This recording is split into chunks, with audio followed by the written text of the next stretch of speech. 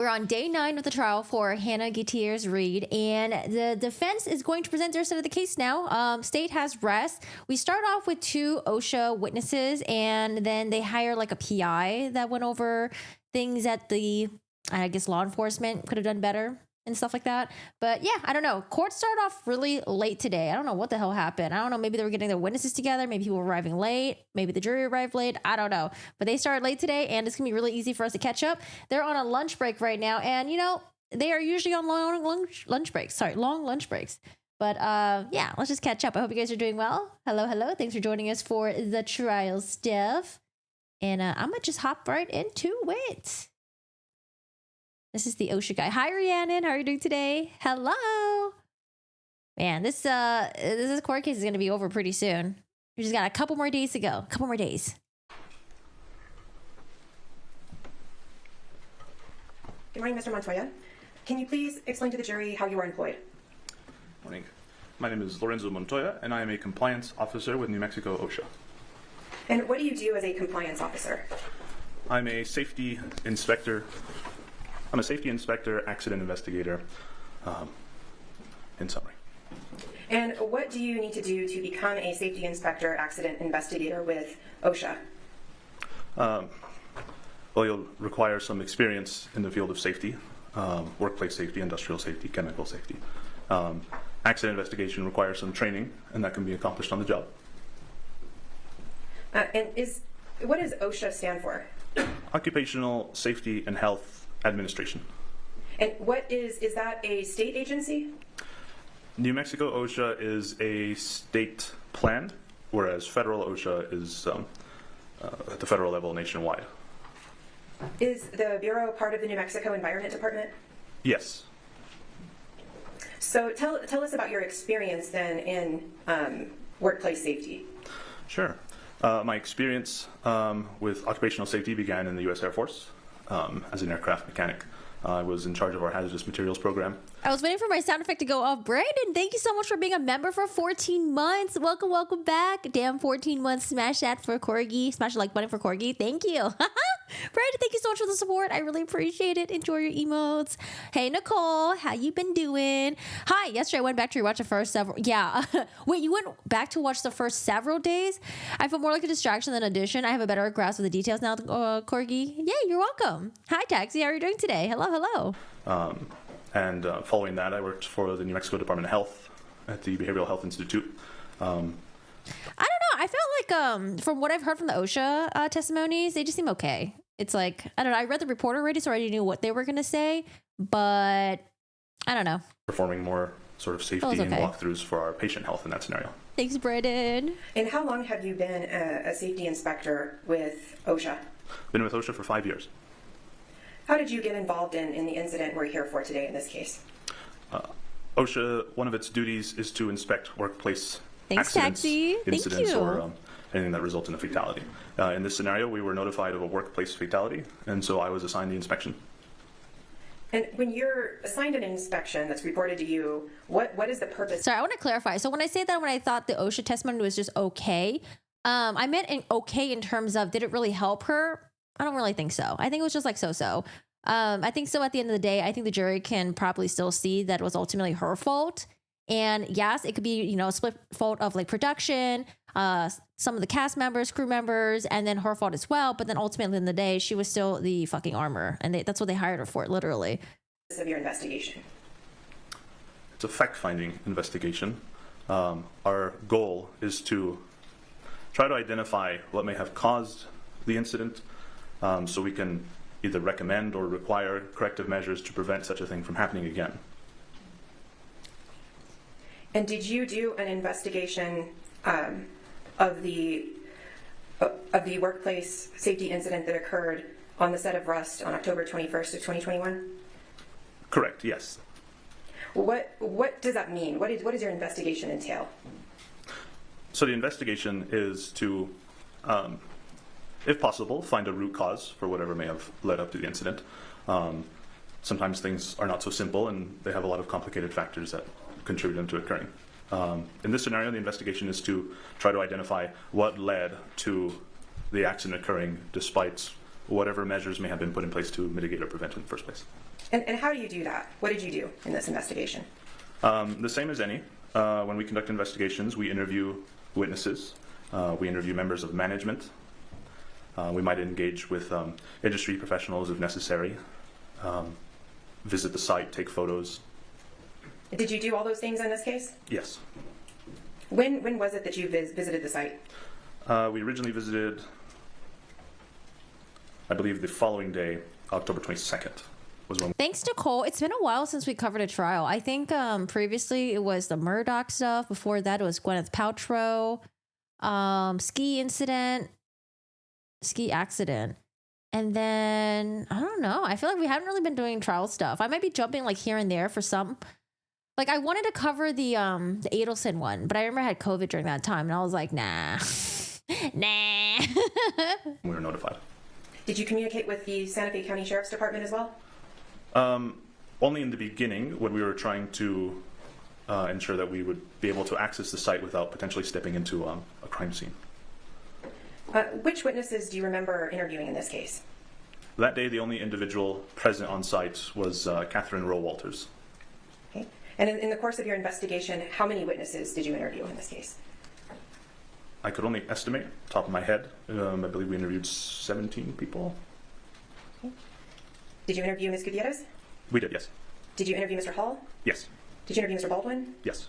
Did you interview Sarah Zachary? Yes. Gabrielle Pickle? Yes. So, no, wait, not Gabrielle Pickle, sorry. Nope, not Gabrielle Did you Pickle. review any documents in this case that aided in your investigation? Yes, we reviewed many documents. Is your investigation, how is it that you gather documents that you review? Generally, we request any safety policies, programs, or trainings from the employer. Donna Adelson has a docket sounding on September 12th. That's all I know. And what specific documents did you review in this case? Far away. In this case, we had requested any safety policies that they may have, and they provided us with, they're referred to as safety bulletins, and they have a longer title, which I can't recall the name of. They're organized by a committee of some kind. But safety bulletin number 1 is the applicable safety bulletin for firearm safety. Okay, and what other documents did you review? They gave us a host of other of the safety bulletins, which cover various miscellanea you encounter on a set, from lighting to electricity and so forth. What about communications between the various witnesses and cast and crew on set? Did you review any of those things? We did receive some of those documents, but those did not come from our employer. They came from our individuals that we interviewed. So the individuals you interviewed, the witnesses, provided you with emails and texts? Some, yes. And were you able to come to any findings and conclusions in this case? We did come to a conclusion. And were those findings, did you put those findings in a written report? We did. Once you do that written report, what's the process there?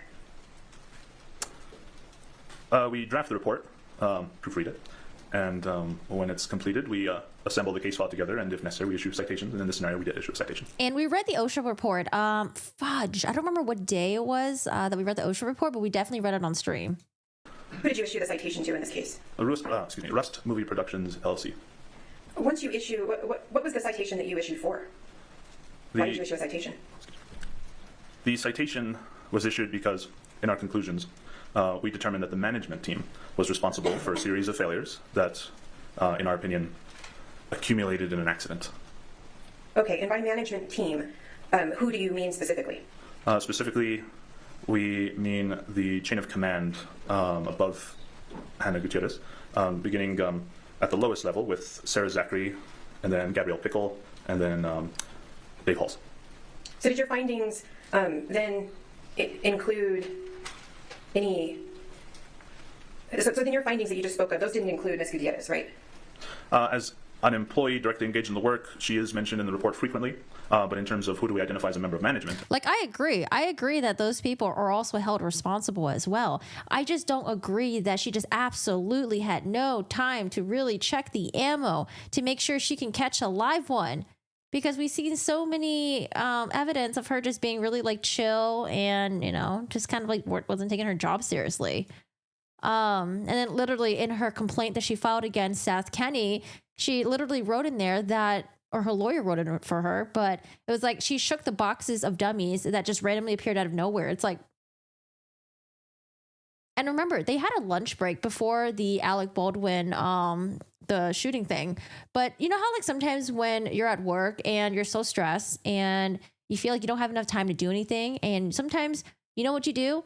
You during your lunch break, you end up making sure your job is done correctly. Sometimes people during their lunch breaks is like, okay, you know what? Like I should eat lunch, but like let me eat like a quick lunch, but then let me hurry my ass back and make sure I check those boxes of dummies and make sure that they're like good or something like that. You know, I don't know. I just felt like she was just very inexperienced.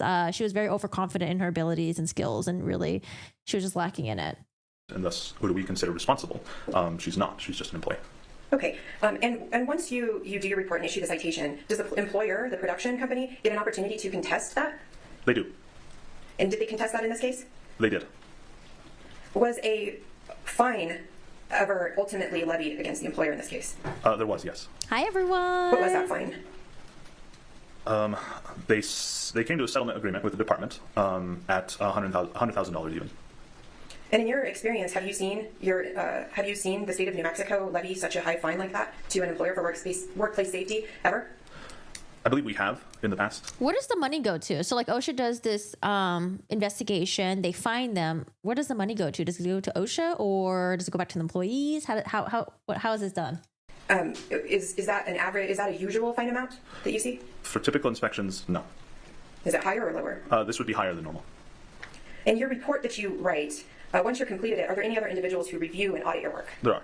Who explain to the jury the levels of review and audit of your findings and conclusions in your report? Right. So the proofreading, final edits, and that sort of thing fall to first initially my supervisor, and then her supervisor, who is our program manager, and then from him it would pass up to our bureau chief, Bob Genoway, and as well as our legal team, and potentially our department director, all the way up to the secretary if it's potentially something that is a matter of public interest.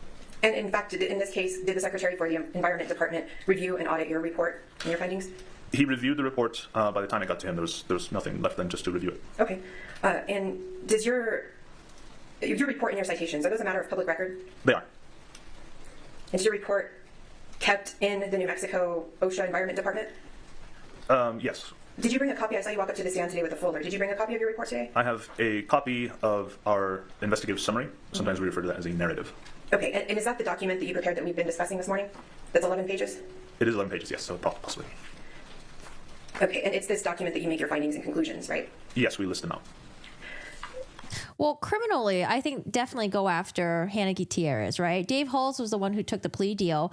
In terms of like the criminal aspects of it, I don't know if I would really count anyone else to be responsible. Maybe in like the civil aspect of it. So like go after production company, go after the management, go after I don't know, some of the supervisors, I guess. But I think criminally, Hannah for sure. Baldwin, I'm not really quite convinced yet, but once the trial happens, maybe I will be. Baldwin, I just don't really have enough information, I guess. I just feel like, I don't know. I feel like iffy with Baldwin. Dave Halls, for sure.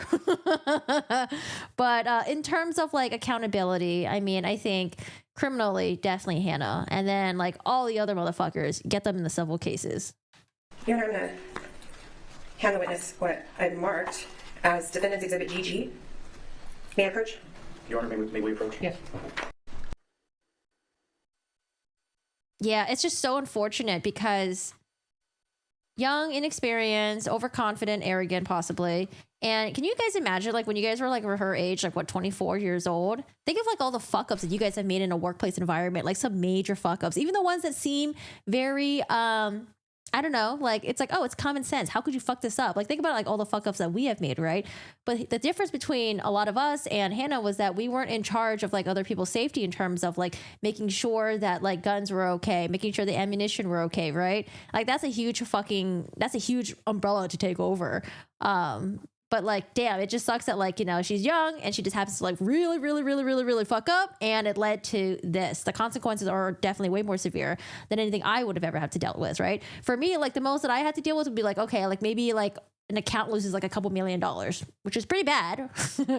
Or like piss off a customer and then lose like, you know, maybe like I said, like a couple $1 million account or something like that. But yeah, like having to be so neglectful in a way that like it leads to someone dying, at least it's like someone being injured seriously. Like I've never had to have that. Like that was never under my purview. So, and I fucked up so many times. But yeah, I don't know. I also do wonder what's the make of the jury member. Like, I wonder if the make of the jury member, if it was like, you know, there's like a good amount of like young people there. When I say young people, I mean like people in their like mid-20s, you know, maybe like late 20s, or if it's like people that are a little bit older, more mature. Yeah, I wonder what's the make of the jury. So, and if you need to refresh your memory from looking at your report, I wanted to go through. So did your report include factual findings from your investigation? Yes, it does. Did it also include conclusions that you reached from that investigation? Yes. And did you conclude... Right. And then also, like, when you work in an area, if you are prone to, like, if your fuck up leads to like the death of other people or like the injury or harm of other people, usually, like, for example, if you're doing like something in the medical field, right, how long does it take for you to actually like work with patients? You have to work under other people. You have like all these like classes you have to go through, sometimes certifications. Like, it's pretty fucking intensive. Same thing for like pilots, for example, right? The classes and the hours you have to do and how many people you have to fly with before you have to actually fly on your own. These things are very, very intensive. So I hope that, you know, maybe Hollywood will make a change. I don't know if they did already or not, but hopefully they do make a change about, you know, people who work in the armor setting or props or things like that. Maybe there needs to be more formal way, but I think that like they mentioned that like, oh, you know, if you were with a union, then she may have been better off. But someone mentioned that like, oh, when you're a union, like all you do is like you do like the safety stuff, yes, but then also like the sexual harassment stuff. So I think when you're doing the safety stuff, it's just like basic safety stuff. I don't know if there's like an umbrella where like armors can like do this extensive training in order to like be a certified armor, blah, blah, blah, blah, blah, blah. I don't know. Like, yeah, it's crazy. But I can see why they hired her, because they were like, hey, her father is like the best in the fucking, you know, in the industry. And I'm sure he did a really good job and he was really diligent in training the daughter. Because I'm assuming a lot of people on set, on production, they probably don't really know anything about gun safety, right? I think common sense, a lot of people are just like, okay, well, don't point guns at other people. But when you're on a movie set, maybe rules are a little bit different and they didn't really understand that. And maybe that's why a lot of people thought Hannah was doing a fucking good job when in reality, she wasn't doing a good job as she thought she was, right? But I don't know. I hope they do have some changes. There's just a lot of things that I'm just really surprised about, I guess, with the armor job. Whether, with respect to Hannah Gutierrez, whether she was or was... Did you conclude that Hannah was not provided with enough time to inventory and inspect the dummy blank rounds? Objection. Approach. To inventory in the report, did you conclude whether Hannah was provided with enough time to inventory and inspect dummy rounds and blanks? That was one of our conclusions, yes. What specifically did you conclude about that? May I look at the folder? Would it refresh your recollection to review your report? Yes, it would. Okay. I don't know anything about insurance. Do you have it in front of you, or do you want me to hand you a copy? I do have a copy in front of me. A 24th thing I fuck up on the job is putting the wrong product in the clearance bin and having to honor it for the customer. I had a friend, this is like a streamer friend of mine, and he was like very young. I think he worked in like a computer's store, and a customer brought in a computer. She drops it off, and I think he forgets to work on it. And so she called and she was like, oh, hey, like, you know, I'm going to pick up my computer in a couple of hours. Like, is it fixed yet? And for some reason, he doesn't know why, but he lies to her and says, yes, it's fixed, even though he hasn't worked on it yet. Right. And so he hadn't worked on it. It wasn't fixed. She was on her way. And she shows up and then she's like, hey, can I pick up my computer? And he's like, oh, you know, like trying to give her some excuses. But then like ultimately she finds out that like, oh, wait, so you didn't even fix it, you even start or anything like that. And he's like, no. And he was just like saying how he doesn't know why he didn't know why he lied. He just felt like he was like under a lot of pressure. It just happened and he just fucked up. And then I think he ended up getting in trouble by his like supervisor. And then like, of course, they probably had to do something to, maybe give a major discount to the customer or something like that. I don't know. It was like so like just imagine like when you were young, right? How much like weird fuck ups did you do? And then like to anyone else that's older, it's like, why the fuck did you do that? That's like so common sense. Like, why would you lie and then have the customer come and pick it up? Like, that makes no sense whatsoever. You're inevitably going to get in trouble, right? But yeah, I don't know. I just think of all the fuck ups that I did when I was like in my early 20s, and I'm just like, Unless yours is highlighted or marked. Page 7.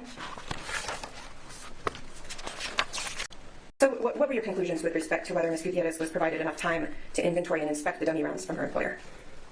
We came to the conclusion that she was not afforded time to conduct her duties to the best of her diligence. See, I think there were times where she probably thought she didn't have time, but I don't believe that she didn't have time to check the dummies like all of the 10 or 12 days that they were working on the set. Okay. I just don't believe that. I just absolutely don't.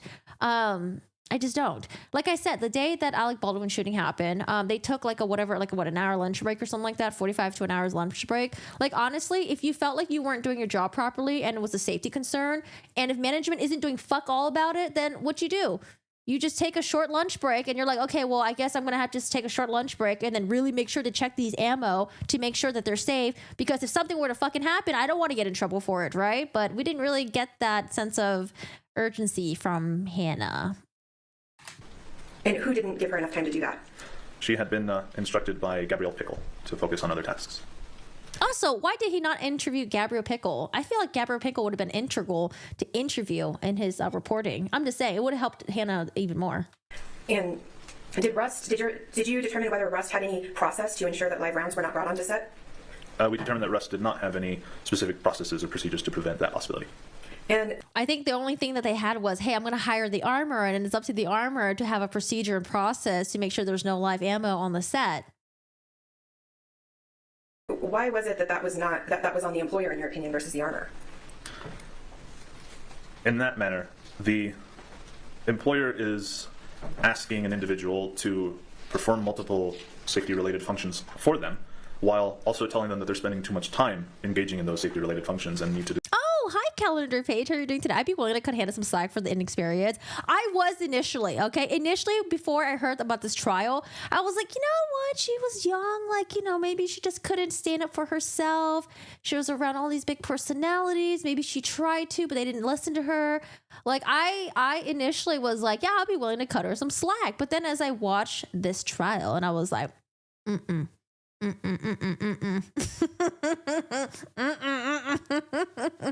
yeah, no, it's her fault all the fucking way. All right, sorry, I'm gonna slow this part down because I think this part is interesting. Individual to perform multiple safety-related functions for them, while also telling them that they're spending too much time engaging in those safety-related functions and need to devote more time to other duties. And on that matter, we determined that to be maybe a managerial decision. Okay. And did you conclude whether Rust Management provided the armor, Ms. Gutierrez, with any authority on training? We concluded that she effectively had no authority to make any sort of training decisions. And in your investigation, was that failure to give the armor authority to determine training, was that a violation of any Rust safety procedures? It was. What was that a violation of? Safety bulletin number 1. One of the required items is that the armorer determines when training is necessary and if retraining is necessary based on somebody maybe mishandling a firearm. And the wild thing about this is that I do agree that I think Hannah did try to get more training days. I think especially with like Baldwin, she was essentially kind of complaining like, oh, we need more training days or something like that. But ultimately, who else needed more training days? Hannah did. Okay, she needed her own training days because she also seemed like she wasn't doing a very good job at handling the firearms on the set. There were guns laying around. People were pointing their barrels at other people, and she wasn't saying nothing. She was even pointing the barrel at towards her face and her neck when she was standing there and using the shotgun as like a fucking pole stick or something to lean on. Like, I get it. Everyone else on the set needs training, but Hannah, so did you. Okay, and what evidence, did you see any evidence in your investigation about the armor, Ms. Gutierrez, attempting to attain additional training on firearms for the actors? Not specifically attempting to retrain, to acquire more time for training into my memory. Okay, and was that did the employer, did Ms. Gutierrez raise any concerns about not being provided adequate time to perform her armor duties? Yes. And what in your investigation was Rust's response to that? Our conclusion was that those statements regarding not having enough time went unheeded and uncommented on. By whom? Gabrielle Pickle and possibly Sarah Zachary or Dave Halls. No, I wouldn't. I would not compare Hannah to Amber. No, that's too much. I would not do that. Hannah's very young. She can definitely change. So the email that they're talking about, should I pull it up? Let me pull it up really quick. Sarah Zachary and Dave Halls? Yes. Did you make any conclusions in your findings in your report about who the Rust safety official was on set? We did. Who was that? Dave Halls. And did you find any fault with anything that Dave Halls did? So OSHA considers the entire management apparatus to be a single entity. And in this scenario, there are these three individuals who are part of this upper level of management. And Dave Hall's responsibility as the safety coordinator on set, we certainly found that there were a number of safety bulletin number 1 policies that were not followed or adhered to that would fall within his purview. Dave Halls. Okay. This email right here, and we don't have the entirety of the email. I wish we did, because I don't like it sometimes when we're just like picking things out. I want the full context of it, but this is all we got, and this is what we're going to work with, okay? This is the email that they're talking about. So on October 14, this is like a couple days before the shooting, Gabriel Pickle emailed Hannah Reed addressing armor and key assistant prop duties and stating, in quotations, "It has been brought to my attention that you're focusing far more on armor and not supporting props as needed." In the same email, Ms. Pickle informed Ms. Reed that the production and AD team have twice seen that there was a shotgun left unattended after a scene, and that she wanted there to be some sort of check-in, check-out system put in place, blah, blah, blah. And then Hannah was like, "Oh, I can't do that because, that would take way too much time."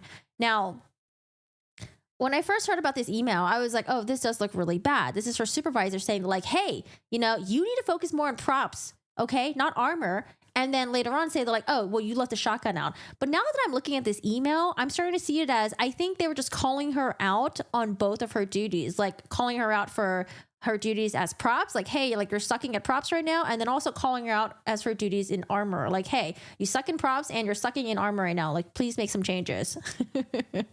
But yeah, I don't know. I want to see the whole email. Also, who's calling me? Okay. And were any of those pertaining to having the actors point guns at crew members? That is one of the items in the safety bulletin. And are you saying that Mr. Halls and the rest top level management were in violation of that? Rust's management team did not take measures that were required in safety bulletin number 1 to permit the aiming of a firearm at a camera or whatever the case may be. Okay.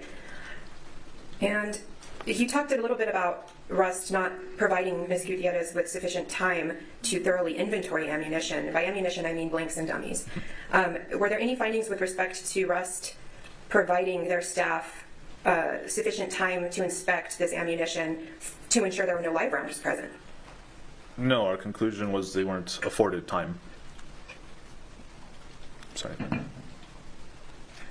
And with respect to whether or not Rust production showed an indifference to hazards associated with firearms, what was your opinion on that?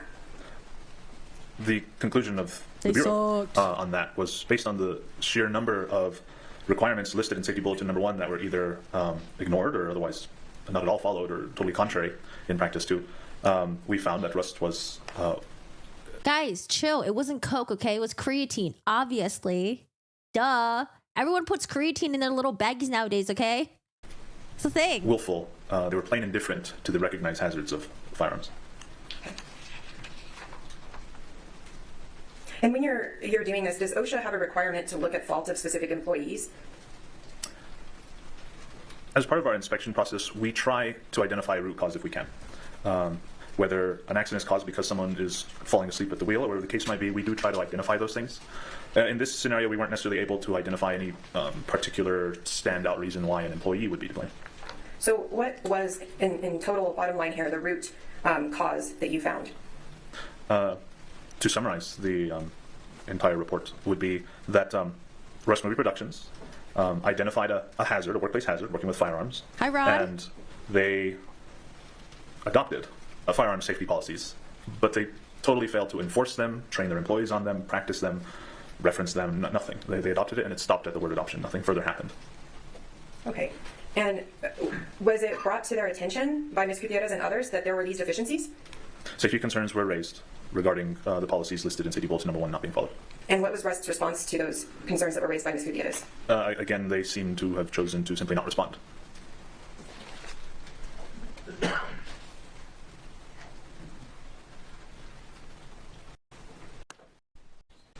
Good morning. I'd like to talk to you a little bit before I get into any of the details, a little bit more Now this is the state's turn. Whee! about the inspection process that you typically conduct. How long do you have to perform this inspection?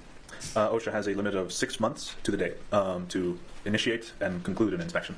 All right. So does that mean that in some instances you may not have all of the evidence that is available from, for example, an investigating law enforcement agency? Correct. And in this case, is it true that you did not have the sheriff's report at the time that you issued your report? Yes, the sheriff's report was the following day or two, I believe. All right. So just to be clear, none of the information that was included in the sheriff's investigative report made its way into your report and findings, correct? Correct. Only their initial public release, press release. Wait, when did the OSHA report come out again? Press releases. Only that. Okay, but not any of the actual investigative materials? No. All right. Is OHSV authorized under law to fine or penalize individual employees? No. Only employers, correct? Correct. And as a result of that, I believe you explained that your primary role of investigation is to look at what the employer did in terms of creating a potentially hazardous situation. What they could do to prevent it or what they did to create it, yes. Great, thank you. So even if as part of your investigation you found concerning conduct by an individual employee, you couldn't issue that person a fine, correct? Not individually, no. Great. And this is not a criminal investigation that you're conducting, correct? Correct. All right. And so you mentioned you did not review the Santa Fe Sheriff's Office report. Did you conduct a forensic download of any of the individuals' phones involved in this incident? No. Did you review the over 100% behind-the-scenes videos that were produced by production outfitters? No, those were not available to us. All right. Did you review any footage from the filming of the Rust movie? Only a small clip that was put into public media. Was that the clip, just kind of a few second clip of Mr. Baldwin manipulating the firearm out? Oh my God, guys. I saw the most distressing, one of the most distressing body cam footages. We have to watch it together. Oh my God. You guys see the one where a policeman, he like pulls over this couple that was going on a first date? Have you guys heard about that body cam footage? It's so eerie. But it's also like, why? Like, why would you do this? Idiot driver. Oh God. I have to watch with you guys later. Of his bandolier? Correct. So all of the other videos that were filmed as part of the movie, you did not look at any of those, correct? Correct. You saw it, Nicole? All right. Did you hire any sort of firearms expert to review the revolver or ammunition? We did not. All right. Did you hire or consult with an expert in armor, like film armoring? No, we did not. All right. Did you review any of the fingerprint analysis from the FBI? No. Did you review any of the DNA analysis from the FBI? No.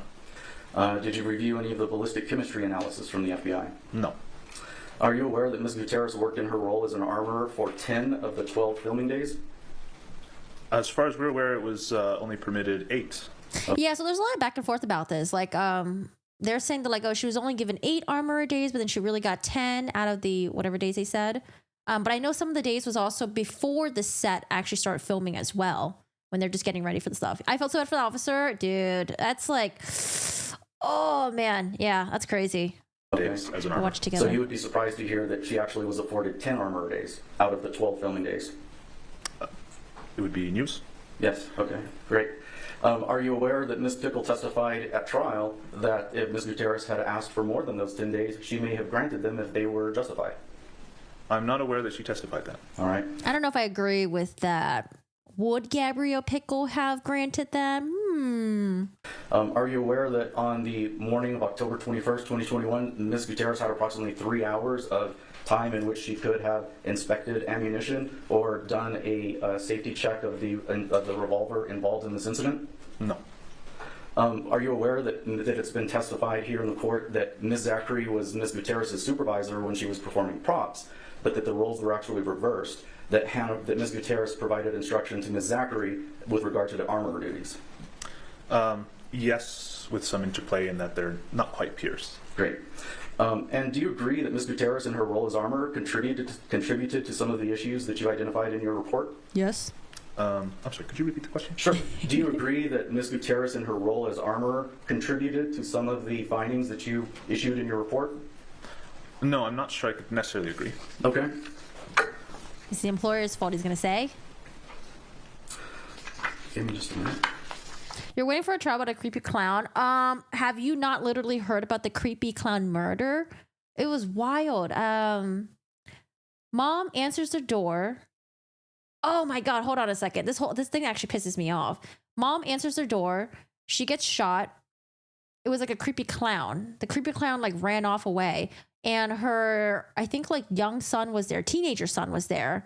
Tried to chase after the car. Couldn't. Mom dies. And then I think like 30 years later, they finally caught the clown. And it was the woman that the dad was having an affair with or a thing with. I don't remember that part. And then she finally, they finally got her, but I think she got like not a lot of jail time or something like that. Oh, I forgot. It was something crazy like that. It was something wild like that. Or maybe I don't know. I forgot what the name of that whole thing was. Man, that shit was wild. How did they get her? I don't remember. I wish I could watch 48 Hours on YouTube. I don't think I can. Marlene Warren.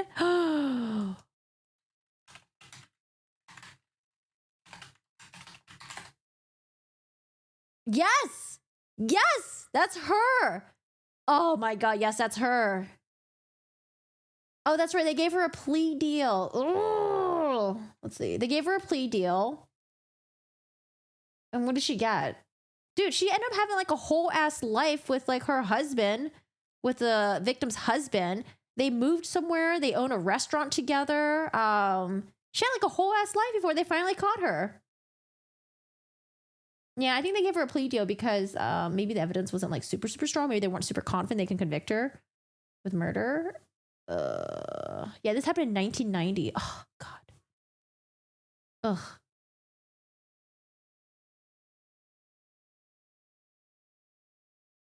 Ugh. If you were to return to page 4 of your report. Yeah, and she had that clown costume. She apparently wore it at the restaurant. The employees saw it. On paragraph 13, okay. The last sentence, unless a round is removed from a storage box or firearm and inspected, it cannot be verified as a dummy round. Do you believe that that is the function of an armorer to perform this inspection that you indicated on this report? I believe that would be one of their many functions, yes. Right. So if she failed to do that, then would she have contributed in this regard? OSHA's opinion is that management has to enable the work to be done in the first place. So if she didn't do that, our question would be, why wasn't someone ensuring that she would do that? And thus we would turn back to management. Okay, sure. And that gets back to the whole fact that you're looking at the employer primarily as the basis of your investigation, correct? Correct. All right. Do you agree that if Ms. Gutierrez loaded live ammunition into a firearm and then passed it off as a cold gun, that would be a workplace hazard? Certainly. All right. And then lastly, are you aware, I believe you conducted an interview with Ms. Gutierrez, correct? Correct. And in that interview, she indicated to you that she asked 2 producers for additional training time, correct? Do you recall that? I don't recall it off the top of my head. Okay. All right. Nothing further. Redirect.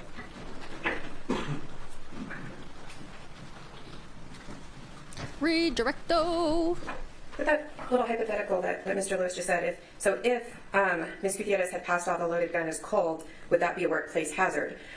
What if Rust had not allowed the armor sufficient time to inspect that gun and rushed her and instructed her specifically of what they wanted her to do? Whose fault would it be then? Come in. Could be both. Oh no! Why? No! No! No! Why is it doing this? Stop dancing. So if in what Mr. Lewis had stated, if there was a gun passed off as cold, whose fault would it be, or whose responsibility would it be to ensure that the armor had sufficient time and resources to make that gun safe? It's always the responsibility of management to supervise effectively and quality control effectively. If an employee is conducting a safety-related task, they pass it off as safe, and supervision does nothing with that, and they allow it to be implemented. It's supervision's responsibility to double-check that. And was it also Rust's responsibility to ensure that the employee had to take those? I guess, did your investigation reveal that Ms. Gutierrez had specifically requested more time to do those safety checks? She had expressed on more than one occasion that she did not have sufficient time. And Rust's response, was there any fault in Rust's response to Ms. Gutierrez's concerns and requests? In one scenario, Gabrielle Pickle responded that to the point that there are no more armor days out of the 8 left, she had responded that then no more training days are to occur. So their response has been to just, okay, we'll cut it then. Cut off the firearm training days. Right. And did you actually receive a copy of the Santa Fe Sheriff's report after this report of yours came out? Our office received a copy of the report, yes. And had you guys previously requested that many times from them? We had previously requested whatever documents they'd be willing to share or assist with. And is it necessary to review fingerprints to determine whether Rust Management demonstrated an indifference to hazards and violation of their own standards? Do you have to look at fingerprints to do that? No, not at all. Do you have to look at DNA to do that? No. Or any firearms expert? Not to determine their safety conduct and so forth, no. Okay. And were there any other communications that you reviewed between Ms. Gutierrez and Gabrielle Pickle that demonstrated or supported your findings that Rust was at fault in this and not Ms. Gutierrez individually? Objection. I'll rephrase the question, Your Honor. Yeah, I think for the child actor, they gave him a rubber gun and they were just going to CGI it up. We're going to strike that question. Go ahead. Take another one. Are there? You said that you can. Is it true that you can actually find fault with specific individuals' conduct? May I ask you to clarify? Yeah, you can you find fault with, when your investigation, you're looking at specific individuals, and can you say that individual was wrong for doing this? Objection. Hey, good guy.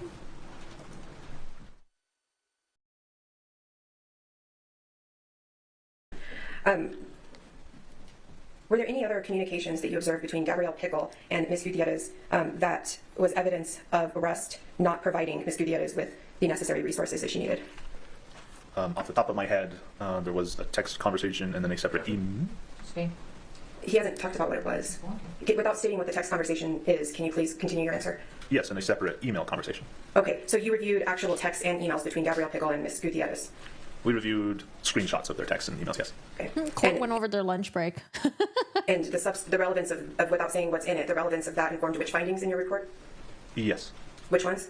I'm sorry, could you repeat that? Yeah, the conversations you reviewed between Gabrielle Pickle and Ms. Gutierrez.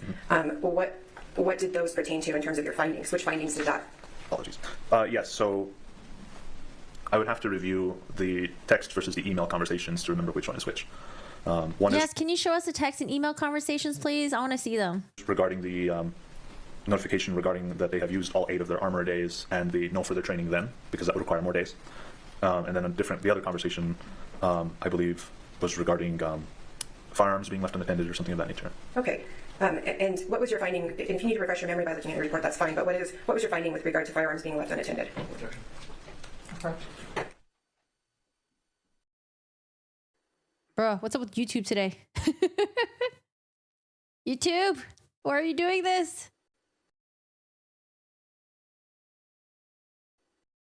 Do I have to lower the quality? Maybe it'll be better. Firearms being left unattended. Good question, Mr. Montoya. It was the finding in your report pertaining to firearms being left unattended. Sure. May I refresh my memory? Yes, please.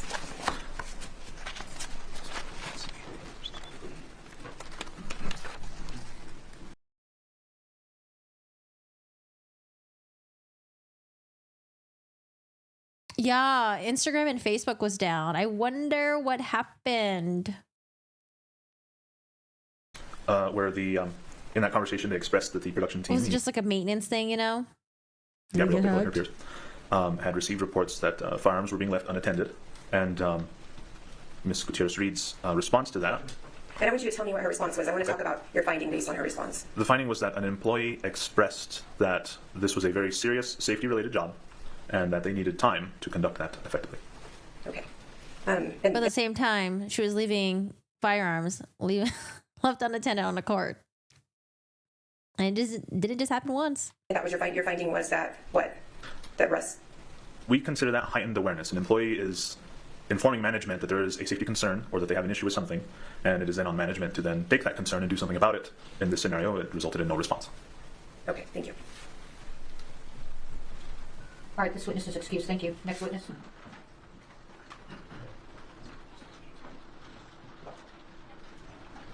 Your Honor, the defense calls Robert Genoway. And like they can try to make Hannah look like the saint by saying that like, oh, you know, like I can't do my job properly because, you know, I need more time. But at the same time, when Gabrielle Pickle was like, oh, hey, you're leaving guns out, there needs to be like a check in, check out system. What did Hannah reply with? She was like, oh, I can't do that because, you know, that's just there's too much going on. But did she present like another option as a way to make sure that guns weren't left attended? I don't know. I don't know if she did or not. I don't think so in the email, because if she did, the defense would be using that right now to be like, look at my client. She tried. I just, I don't know. It's like she was like concerned about the safety stuff, but at the same time, she was also like not even making sure that the whole, like, I don't know. She wasn't even making sure that she was even doing her jobs and making sure everyone else was safe.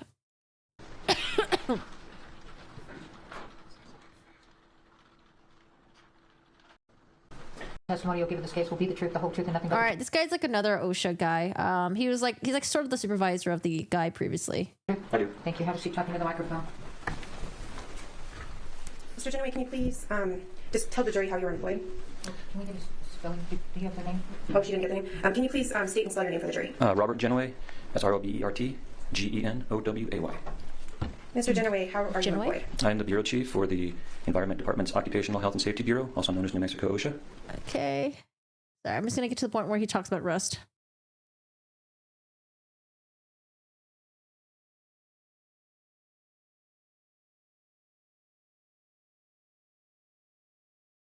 In that case file. The case file will contain documentation obtained from an employer. Also may contain documentation from other sources. I'm sure that any report will go through minor editorial change standards, but the act itself, our governing statute. You provided any, or did you review any industry standards pertaining to the hazard of a firearm on a movie set in this case? Yes, I mean in particular we looked at safety bulletins that are produced by jointly by the industry and collective bargaining bodies that contributed to that, to those bulletins as well. Do you believe that the investigation that took place in this case was thorough? Yes. Why do you believe that? Well, I've overseen the work of Mr. Montoya for several years leading up to this investigation. I know his work to be thorough, and in reviewing the report, I found that our investigator went to great lengths to collect as much evidence as possible prior to producing the report. And do you happen to recall how many interviews were done in this case by you or by OSHA? I don't recall, no. Did you find any fault in the way the investigation was done by Mr. Montoya? No. My understanding is that OSHA has about 6 months to complete its investigation, and that in this case, Santa Fe Sheriff's Department hadn't provided your bureau with a copy of their report. Is that right? That's my recollection, yes. That report wasn't provided until after the report was issued? I believe that's correct, yes. So how does that, I guess, do you believe that reviewing the Santa Fe Sheriff's report is necessary to come to the findings that your office came to? No. Why? Because we're looking at an employer's responsibilities specifically under the OSHA Act, which is separate from criminal law enforcement. Hey, Right. Moondog. And what are the specific, are you looking for any violations of safety rules that the employer engaged in? Yes, So who is it that decided to issue the citation in this case? I did. And what was the amount of the fine that was levied against Rust Production? The initial proposed penalty was $130-some thousand. I don't recall the exact amount, but it was $130-some thousand. Did they pay that? And how is that amount chosen? It's based on the statutory maximum provided in the OSHA Act. So was Rust levied the statutory maximum fine provided in the OSHA Act for its violations of workplace safety? Yes. No further questions. Cross-exam. Debts are collected by OSHA are sent to the U.S. Treasury. Mr. Genoway, good morning. I suppose let's just cut to the chase here. You're not conducting a criminal investigation at OSHA, are you? No. So the things that you're looking for the purposes of your investigation may not be the same things that law enforcement may be looking for as part of their investigation, correct? I believe that to be the case. Great. You said, I know you indicated you reviewed several interviews and documentation and Mr. Montoya's report. As part of that, did you form an opinion as to whether Ms. Gutierrez's actions as an armor contributed to the breakdowns that occurred on the Rust set? No. Do you recall giving a recorded statement during a pretrial interview in this case? Uh-oh. I don't recall being interviewed prior to trial. You don't recall giving a Zoom interview in this case on February 5th, 2004? I'm sorry, did you repeat the date? I'm sorry, 2024, February 5th, 2024. No, I don't recall that. I want to ask everyone, do you guys think a female who doesn't have a strong personality is capable of becoming an armorer? Here's the thing. I don't believe that she had a weak personality. I think she does have a strong personality, and she said it in her police interview. We saw her when, remember how the actors, they were practicing like capturing the kid, and she was giving them suggestions like, oh, maybe you should wrap the shotgun around him. That would be dope. Like, it seems like she doesn't have an issue with like speaking up when she needs to. And then she even talks about how she would, like essentially shit talk to Sarah Zachary, and they would have disagreements. So I initially was thinking maybe she just has like a very like unassertive personality, but I think from what I've seen so far, it seems like she had a pretty strong personality. And look at the way she was cussing out, like Seth Ketty. I think she was fine in that department. Okay. You have no recollection of participating in a Zoom interview with the counsel for the state? She's so confused back there. And Scott Elliott, an investigator for Hannah Gutierrez? No. All right, yeah. Right. Sarah Zachary, on the other hand, I think she seems pretty timid, but that's from what I've seen on the stand. Okay. You're not. Let's refresh his memory. All right. Refresh the recollection. Do you agree with me that during this interview, you agreed that Ms. Gutierrez, her actions contributed to the breakdown that occurred on the set? Yes. All right. She's insecure about what she wants to do with her life, though. But like, what early 20-year-old isn't, right? I feel like when you're in your early 20s, you're like, oh, I don't know what I should do. Should I do this? Should I do that? I want to do this. I want to do that. There's so many things you want to do. I think she saw how cool it was that her dad was working on the movie sets, and it was an easy way for her to get in on the movie set production, because like she can't just go straight to cinematography. What was the other thing that she said she was interested in doing as well? Being an actor. And then she's like, nah, I don't want to do that. It's like lame. I'd rather do other stuff. I think that was just the easiest way for her to get her foot in the door, because her dad already had like such a huge presence in there. It's like, hey, introduce me into like getting to movies, and you can do that by doing armory. So I don't know if I really think that like her dad like super pressured her, because like, why would the dad care? It's not like there's like a business to continue. So like, with like restaurants, for example, right? Parents usually want their kids to take over the restaurant business. But if you're like some sort of like, I don't know, like, let's say, for example, like with the Rust guy, right? He just has his like own, like, it's just him showing up. It's not like he has like a storefront or anything that he wants Hannah to run. It's just him showing up, doing the armor stuff. And I think it's like maybe pretty cool to have your daughter do it as well. But I feel like it's not like she needs to take over his business, because like there's really nothing, like there's no storefront to really take over. So yeah, I don't know. I guess like maybe there'll be some more things that'll come out that says that, like her dad pushed her to do it, but I don't know. I don't really see that, I guess. I'm going to ask you a couple. I think she just wanted to do it because she thought it was cool. She thought she was good with guns. She thought guns was cool. And it was like a really cool way to like, put herself in a teaching position where she can teach actors and all this other people, like important people, like, hey, I am the expert on guns. I'm going to teach you how to work with them. That's like putting her in a position of power at like such a young age. I think she just thought it was like probably really fucking cool. That was my impression of it. How's it going, Moondog? How are you? She wanted the status, but not the responsibility of accountability. Yes, I think the status was there too. I think it was just like, oh, this is a dope ass job. Let's just fucking do it. Armor, hell yeah. Questions about yeah, I don't know. That's what I was thinking. Materials that you reviewed. You already indicated you do not have a copy of the Santa Fe Sheriff's Office report, correct? I'm not sure whether we obtained one after issuing our citations. And to be clear, I'm talking about as OS or OHSB conducted its investigation and issued its findings, you did not have the benefit of the Santa Fe Sheriff's Office investigatory report to assist you with that, correct? Correct. All right.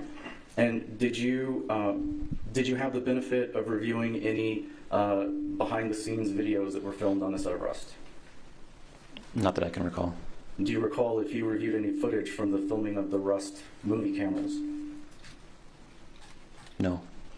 Did you engage the assistance of any expert armorers? Remember how she complained towards the ammo supplier that he and her dad had not instructed her sufficiently? Oh no, yeah, I do remember that when she was like talking to like it was like her texting Seth Kenny, right? She was texting Seth Kenny. I think at that time that was after the Sarah Zachary discharge drama. Yeah, right? It was after like the discharge drama. And then like her and Seth Kenny were arguing a little bit because her and Sarah Zachary were arguing as well. I feel like when she said that, they're like, oh, you guys are shit. What was like, what did she say verbatim again? It sounded like such a young person thing to say. Fuck. I just felt like instead of her taking accountability in that situation, she tried to just like blame it on someone else because, you know, sometimes that's what you do, right? It's hard to just be like, oh, hey, it's my fault. Instead, just like blame it on other people. When in fact, her dad was not on the set or Seth Kenny. Neither of them were on the set. But I feel like it should be a basic thing where like, hey, if you're going to give someone a gun, just like stay with them. I don't know. Or like make sure that they're not divided in a room. Like, for example, maybe Sarah Zachary and the stunt devil, like, why were they in separate rooms? Why not just keep them in the same room together while they were like, you know, doing their gun stuff? But yeah. For your purposes of your investigation? We didn't engage your contract. We had some brief discussions with potential experts, but we never actually engaged those experts. It was like something like, oh, you guys suck or something like that. I forgot. I don't think she has a strong personality though. All she has done was cuss at others to establish his control. She's working a job dominated by men. I don't think men would listen to her though. I think that from what I've heard so far, because I assumed too, I was like, oh, I think maybe she didn't have a strong personality for it. Maybe she couldn't like speak up for herself. But from what I've seen so far, from like all the evidence, it seems like she does have a strong personality. And she even like said it to herself. That's what I'm going based off. Like she had no issue with like telling Gabrielle Pickle, like, hey, I need more armor days. She had no issue to telling Sarah Zachary to like fuck off and call her whatever. She had no issue with like, you know, going to Seth Kenny and then like kind of complaining to him. I think maybe when it comes to her not being able to be assertive with Alec Baldwin, I think I could totally see that, but that doesn't mean that she doesn't have a strong personality. I think she probably just realized where the hierarchy was on the set, where like, okay, Alec Baldwin was a producer, actor, main actor, lead role actor, and a lot of people were listening to his direction. So I could see like her not wanting to assert herself too firmly with Alec Baldwin. I could totally see that. But I think with like other people, I felt like from what I've seen so far, it didn't seem like she had a huge issue with, you know, kind of like speaking out her mind when she needed to. You never relied on any of their opinions to inform your investigation? No. Okay. I know that you were asked some questions about determining fines against employers. Is it fair to say that OSHA's purview is not to assess fines against individual employees? That's correct. So is it also fair to say then that even if you found that there had been some... And then also, remember when Seth Kenny was texting her, and it was yesterday when they showed it. Defense was like, oh, look at Seth Kenny. He's trying to get you to admit that it was like Dave Hall's fault. And here's Seth Kenny here saying, they're like, oh, if you admit it's Dave Hall's fault, then I'm going to be there to fully support you. But in reality, in those text messages, Seth Kenny was saying like, hey, you know, like if you think that it was Dave Hall's and you think that like, you know, he's like basically like neglecting safety, you should say something about it. You know, I think that maybe you're too proud to say that. You're too proud to admit that and you don't want to. And that's what Seth Kenny said to her. And I could totally see that as well. Like, you know, she was too proud to admit that, like, you know, like, oh, you know, like that I wasn't going to listen to Dave Hall, or sorry, that she was too proud to admit that she was being steamrolled by like Dave Halls or something like that. I don't know. I guess like from what I've seen so far, I see that like, you know, she seems to have a strong personality, proud one as well. But yeah, I don't know. I'm just going based off like what other people are saying and what she said herself in the interview. But like I said, like when it comes to her not being able to assert herself with Alec Baldwin, I don't attribute that to not having a strong personality. I just attribute to like, you know, she probably just like realized that everyone around was just doing what Alec Baldwin was saying and like no one was really like speaking up against him. Yeah. Concerning conduct by an employee, you wouldn't have fined that employee, correct? Correct. All right. Thank you. Nothing further. Redirect.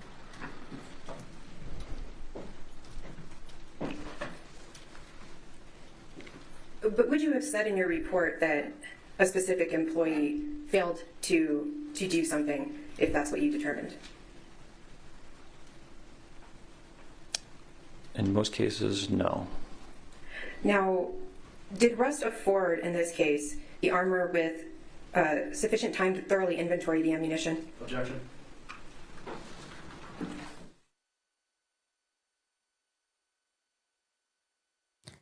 Like when I see strong personality with Hannah, I mean in a way of like maybe it was like kind of like overly arrogant, didn't give a fuck about what other people thought about her, maybe like lack of mannerisms.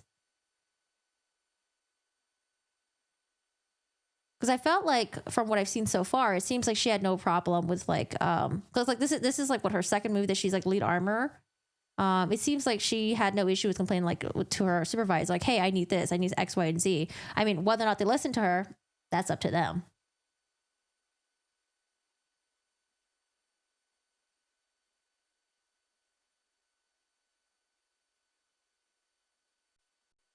Did her with time to thoroughly inventory? What I do recall is that our investigation determined that, from my recollection, more in general, that sufficient time for armor. Would it armor refresh your duties. memory to look at the report?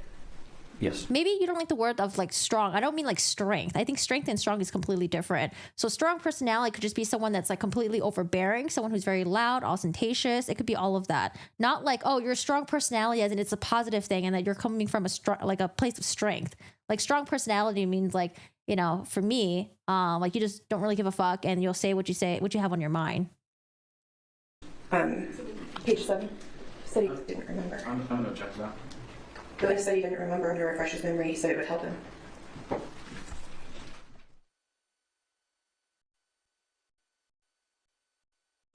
Exact wording of the specific. Do you remember the exact wording of the specific finding in the report pertaining to affording the armor time on inventory of ammunition? No. Would it refresh your memory to look at the report? Yes. Okay. Show the report. Yes. Rust failed to. Did OSHB find that Rust failed to afford the armor time to thoroughly inventory the ammunition? Yes. Did Rust find that? Did OSHB find that Rust? No, it doesn't have to be a bulldozer. You could have some qualities of someone that steamrolls other people. Did not provide the armor with the authority to determine if additional training was required in violation of Rust safety procedures. I recall that the investigation found that sufficient time wasn't provided by Rust. It was not provided. Is that what you said? Sufficient time was not provided by Rust. Okay. So, and were there also findings by OSHB that, despite efforts by employees, that Rust ignored some of the safety concerns? Objection.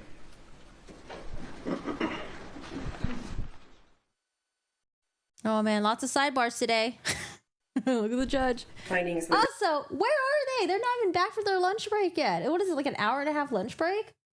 Weren't they supposed to come back like 30 minutes ago? respect to whether safety concerns were that were brought to Rust's attention were addressed correctly. Right. Our investigation found that Rust failed to adequately review safety oversights on the set and so that they could take necessary action to prevent recurrence. So when you were asked on cross about a statement you gave in some pretrial interview about Ms. Gutierrez contributing to a breakdown on the set, why is it? Oh my God, what's the noise?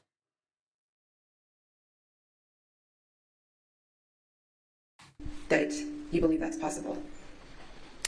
Well, what we would look for in an investigation is whether acts on the part of employees are preventable on the part of an employer. That's part of a determination of. The armor that testified, I would say he had a very confident and experienced. He was very confident. He was very experienced. But like strong personality. I think he was just very confident in what he was saying. But we didn't really see him in a situation where he was.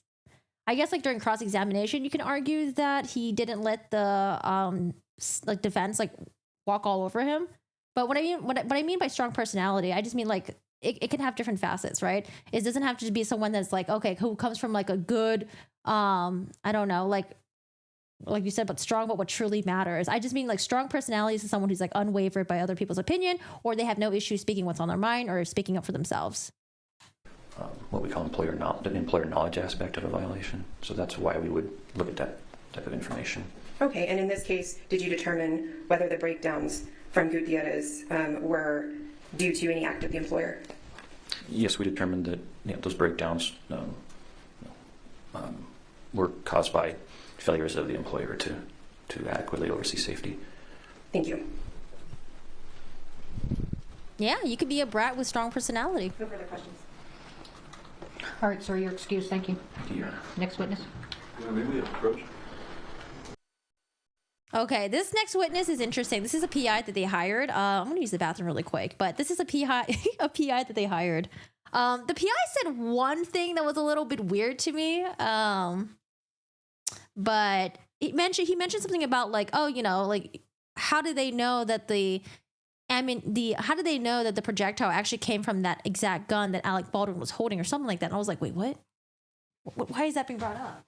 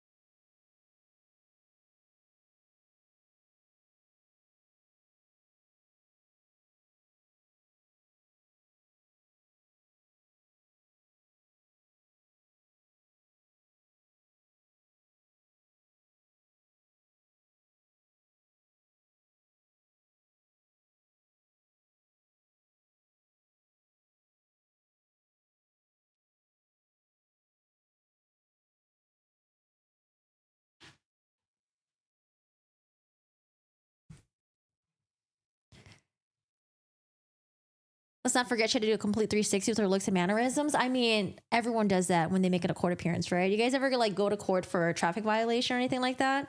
You show up looking nice, wearing your Sunday best, wearing some glasses, toning down on the makeup. It's just a proper thing to do for court stuff. But if you're talking about the interrogation, where 2 weeks later she dyed her hair, she showed up wearing, you guys were talking about the gun nun outfit. Yeah, that was pretty hilarious to me.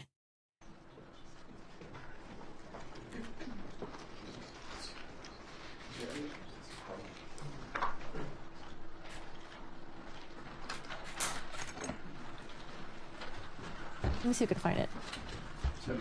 Does anyone know where the interview Do you is swear affirm uploaded? under penalty of law that the testimony you'll give in this case will be the truth, the whole truth, and nothing but the truth? I do. All right, have a seat. Talking to the microphone. Good morning, sir. Can you please state your name again for the jury? Scott Elliott. Mr. Elliott, what do you do for a living currently? I'm currently a private investigator. And Mr. Elliott, prior to becoming a private investigator, did you have a career in law enforcement? Yes, I did. Can you tell the jury what your career was in law enforcement, how many years? Military and civilian, or just? Let's start with civilian and we'll work back. Okay. I was hired by the. Okay, so he's a PI. I'm just going to go through his credentials. Used to be in law enforcement. I tender Mr. Elliott as an expert in quality of investigations, law enforcement investigations. I'm sorry, I didn't understand the first name. All right, he's an expert, as described. Mr. Elliott, can you tell the jury specifically what did you do in this particular case? Just an overview scope. Well, I reviewed all the discovery, all the reports. She seems pretty unconcerned. Listen, her body language in the interrogations were pretty bad. The interrogation, the first one was really bad. The second one, yeah. I think a lot of people saw the police interrogation was like, what the fuck? Videos, any documentation, any evidence that included going and physically looking at the evidence in this case. In addition to that, I interviewed the majority of the state's witnesses in what's called pretrial interviews. I think the only ones I didn't interview were the FBI employees. Do you recall ballpark how many interviews you conducted in this case, just an approximate? 35, 40 maybe. And in terms of the reports, did you review voluminous reports in this case as well? Yes, I did. And have you, as an expert, also made some conclusions based on your review of the materials, your interviews, and what you've seen in this case? I did. Okay. I don't want to hit every point that you might make, but I want to hit some of the major ones.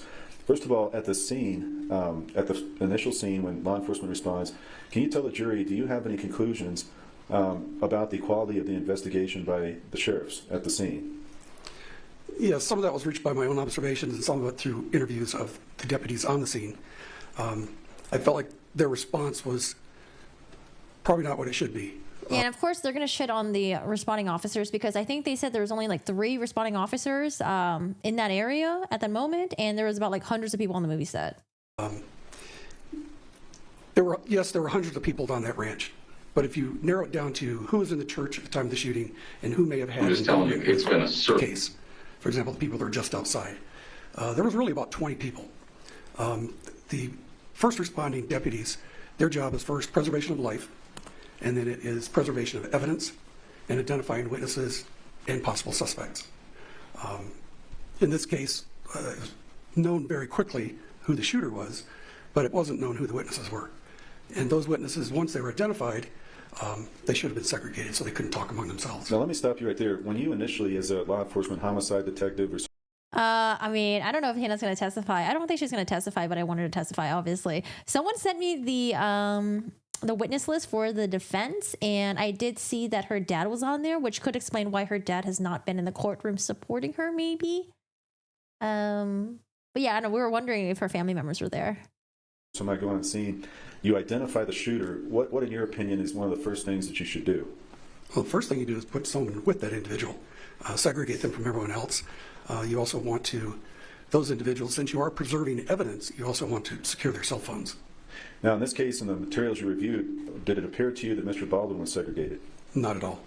And along with the conclusion you just stated, did it appear that his cell phone was taken from him? No, it was not. Mr. Elliott, did it appear to you that at any time at the scene that day, Mr. Baldwin was segregated? He was not. Okay. Next, you talked about identifying key witnesses and preserving evidence. Can you explain that a little more? Yes. Well, the scene was secured. You don't often have a scene of that small of an environment.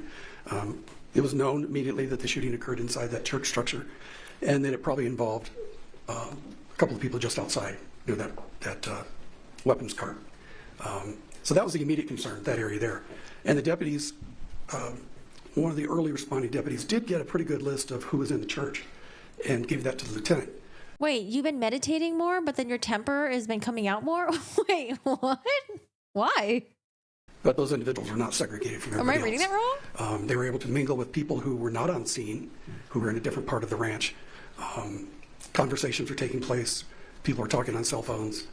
And it's really unknown who they were talking to. And what is the danger or what is the concern on the part of an investigator when suspects or witnesses are talking? Well, a couple things. One, people could be getting their story straight. The other is it causes witnesses to misremember what they did and what they saw. Because in my experience, good, honest citizens try to help. And they'll tell you something that their neighbor told them as if it was something that they saw. And it is just human nature that if you talk about something over and over and over again, eventually there are parts of it that you think that you did, and it was what someone else did. So you want to clean, even if it's very brief and they didn't see very much or they didn't hear very much, you want a clean statement of what their knowledge is. Okay, and with regard to whether, if that is not done, what can that lead to? What is your conclusion about what can happen if people are not segregated and they're allowed to talk to people? Well, one, you can delete things off your phone. You can delete photos. It wasn't known at the time if somebody was videotaping what was going on inside on their phone. Hey, Panda. That's possible. Almost every case you work now, someone has videotaped it with their phone. Did you also determine, and this is another point, but that someone had left the scene and whether that person had been identified? As far as I know, they still have not been identified. Okay. With regard to securing the prop card on that scene, what is your opinion as to whether that was appropriately handled? No, it should have remained in place. There was an individual, Brian, was told to go get the cart. He went out of sight behind the church, on the other side of the church, and then he moved the cart around towards the lieutenant's marked unit. That should not have been done. As well, what is your opinion as to or do you have any concerns about how the evidence on top of the prop cart was handled? Well, Lieutenant Benavides took possession of the firearm with an ungloved hand, and he grabbed it right around the cylinder. So the largest portion of the revolver is how he picked up the revolver, put it into his vehicle, at another occasion pulled it out of his vehicle and put it back on the cart. He did the same thing with the ammo boxes from the cart. So you definitely can't preserve evidence by touching things with your bare hands, but it also could have damaged anything that was on the boxes or the firearm prior to him handling it. Now, working our way through this, and you may be aware that there was evidence there were rounds thrown away in the course of your investigation. Do you have any concerns at this point with how the police responded to that? The sheriffs responded to that matter? Well, it's my understanding that they were notified quite late. I think it was a month later. But I didn't see any attempt to go out and see if they were still in trash at the ranch. And is that something in your normal investigation, when you were doing homicide investigation, you want to collect all of the potential evidence? Well, in this case, there's a couple things. The law enforcement was told almost immediately this was the firearm used. But the projectile can't be matched to a firearm. And I know there were at least 3 .45 long Colt revolvers on that cart that day. I don't know. This part I was like a little bit confused. Is like, what are we trying to dispute here? Are we trying to dispute that the ammunition did not come out of Alec Baldwin's gun? Or, I don't know. I guess I'm just a little confused where we're going with this part. 3 .45, almost immediately, this was the firearm used. But the projectile can't be matched to a firearm. And I know there were at least 3 .45 long Colt revolvers on that cart that day. So, although the casing has been tested to match the firearm that was presented to law enforcement, there's no way to know that projectile positively came from that firearm.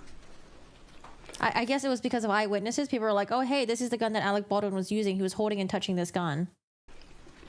Along with the rounds that were thrown away, did you have any other concerns on the follow-up with regard to identifying the source of that live round, or live rounds that appeared on set? That didn't seem to be followed up on very strongly. It's a little confusing when rounds came onto the set or the scene at the ranch and who brought them. It seemed that there were a number of times that, at least one occasion, I thought it was more, that Sarah went to PDQ in Albuquerque and brought ammo back. There was the initial ammo provided by PDQ, and then there was some ammo provided by Ms. Gutierrez. And did you identify any other investigative steps that you think should have been taken to try to further look into the source of the live rounds? Well, there's a lot of talk about the white boxes. Oh, yes, I got distracted. Maybe. Shit, where's this? This is what I'm looking for. This one right here. Defense third supplemental witness list and expert witness list for the trial. So Thel is on there, and I mentioned that earlier, that maybe that's why Thel isn't there to support his daughter in the gallery, because he has to testify and he can't listen to other testimonies. But where's Hannah's mom or other family members? Troy Teskey is the best friend of Thel, the one who Seth Kennedy was like texting and calling back and forth. Nicole Montoya was the other person that was working with Sarah Zachary and Hannah. Gabrielle Pickle, supervisor, she already went. Sarah Zachary already went. Seth Kennedy already went. Dave Halls already went. Robert Genoway, went this morning. Daniel Joseph Trujillo, I don't know who that is. Gutierrez 89999 at Gmail. No idea who that is. Colin Flume, no idea. Reed, Mammy Mitchell. I think Mammy Mitchell, didn't they already testify? Maybe not. Maybe not. Ross Adiego was the grip. Karen Kuhn already went. She was the... She was like someone who worked on the set, I think. Oh, still photographer. Yes. Joe Souza already went. I don't know. Sherilyn. Oh, yeah. Sherilyn already went as well. Sherilyn was... I think she worked on the set too. Oh, no. I think Sherilyn was the EMT on the set, I think. Serge Svetnoy, nope, did not go. Ryan Winterson, nope. Zachariah, nope. Expert witnesses. Oh, there's a PI. Some law firm people. Expert witness on movie set safety, James Hanna. And then they mentioned like Hannah is qualified. Is it qualified? Sorry. I think Hannah took a polygraph test, which I'm like, who cares? Why are we talking about polygraphs? Ugh. This is with the JS. That individual has never been interviewed, the producer of the ammunition. So there really was no backtracking of where the ammo came from. You can't say this ammo on the prop cart definitively where it came from. You can't say the ammunition in the prop truck definitively where it came from. There should have been more work done in that area. And when you're in a situation like this as a former homicide detective, when you're trying to trace the root cause of tragic situation that's occurred, is that something that would be important to you to find out where the live round originated from? Yes, this case is also a little unusual in the sense that it wasn't really a who done it. It was a why done it and how done it. By that I mean you don't know anybody there. You go out as an investigator. You're trying to find out what happened. Was there an argument on set? Was somebody angry? Did somebody have a mental break? Is there some underlying relationship that may have been the root cause of the shooting? You don't know. And that's why an investigation is conducted, to find out those things. And it's also to trace how that firearm came to be where it came to be. Okay, sir, and with regard to the search of the prop truck that occurred after the 21st, on the 27th, did you have any concerns with the delay in that search warrant? Oh, absolutely.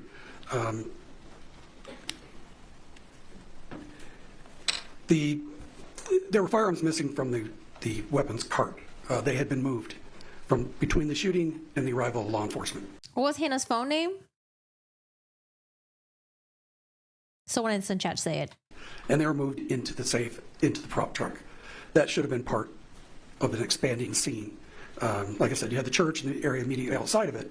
But as soon as it became known the prop truck had an involvement with that shooting, the prop truck should have been secured, just like you saw the scene. Crime scene tape, deputy placed there, nobody allowed in the truck until such time as you can do a search warrant. In addition, with regard to the search warrant of Seth Kenny's business, PDQ Props, did you have any concerns about the delay of approximately a month in searching that business? Oh, of course. A delay of a few days could be an issue, but a month is, you could do anything in a month. And from your review of records in this case, was it ascertainable that Mr. Kenny was one of the suppliers of ammunition to Rust? I think it was known almost immediately. Oh, nice, both Morning. by the people at the scene and Mr. Kenny himself. With respect to that delay in search warrants, there's some obvious things I think that would be apparent to anybody. But why is that an issue? What are the primary issues that you want to do to try to secure a home and search it right away, secure a business, search it right away? What are the reasons? Well, it's preservation of evidence. If no one can get inside the business, then no one can tamper with anything that's inside. And you hope to get everything as it was as soon as you can, without any type of alteration. With regard to Mr. Kenny, did you also have any concerns about collection of DNA, fingerprints, things like that? I did. Those things can be used for elimination or positively identifying someone. In the case of Mr. Kenny, if they had his major case prints and had his DNA, and none of it was found on the boxes of ammunition, then it would eliminate him as somebody possibly being involved. In your opinion, in your experience as an investigator, would this have been something that you would expect to have been done? That the supplier of ammunition to Rust, that he would also be looked at in that respect? Yes, considering the environment and the fact that there should not have been live rounds on set. Now, with regard to Mr. Kenny, did you also determine whether his phone had been seized to be extracted or whether that had been fully extracted? You know, I remember them saying that they did not check for fingerprints on the ammunition because they knew that so many people handled it that we wouldn't really get a good print anyways, or even a full print. But for the box, did we address the box? I mean, I kind of find this part interesting. They're saying that like they never checked for Seth Kenney to see if his fingerprints were on the box. But what did the state have to say about that? I know they talked about ammunition, but yeah, the box. What about the box? It was not. His phone was never.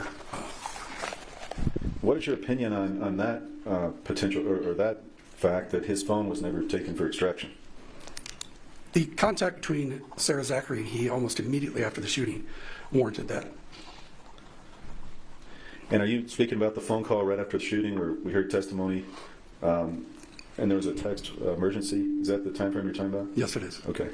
And are you also aware that there were a number of calls that Seth Kenney, other calls that he was making in contact with Sarah Zachary? Dozens of calls.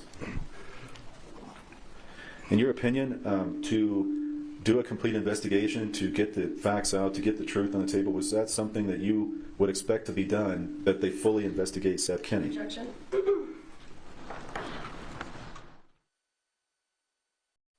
As a homicide, sir, would you have expected, in your experience as a homicide detective, a full investigation of Mr. Kenney? Yes, especially considering that Sarah Zachary worked for him. Oh, speaking of all this yoga talk, let's stretch. Did you also have any concerns about the failure to obtain Mr. Baldwin's phone early on and what happened after that? As I stated before, that would have been an immediate. Every deputy should have known that as soon as he was identified as being the shooter. And then my understanding is that he left the state with it, and that forensic analysis was done in New York. I should correct myself. Oh yeah, not yoga. Meditation is one of those things where you have to practice, which sounds kind of weird, maybe counterintuitive, but like for people, when you first meditate, it's really hard because you feel like you're just kind of like all over the place. But the more you do it, the more you'll get better at it. I did something called yoga nidra for a little bit, where it's like a meditation thing to teach your body how to like be in a state of relaxation, like deep relaxation. And when I did it for the first like couple times, like, what the fuck is this? Like, it's not working for me. This sucks. But the more I did it, it was just like practice. And then you slowly really get into it. And it was like really fucking cool. It was really awesome. So the extraction was done. Give it a try. And do you have any knowledge of whether all of the contents were obtained off of Mr. Baldwin's phone? I have no way of knowing that.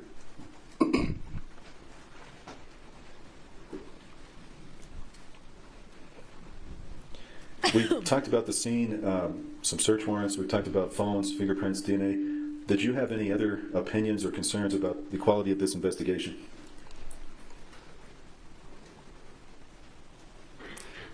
One aspect of it that's still kind of a mystery to me is when the lieutenant arrived on the scene, first two things he asked for was the gun and the armor. Thought that was a little unusual. He didn't seem to be the least concerned of who the shooter was and what that individual's status was. He placed Ms. Gutierrez into his marked unit.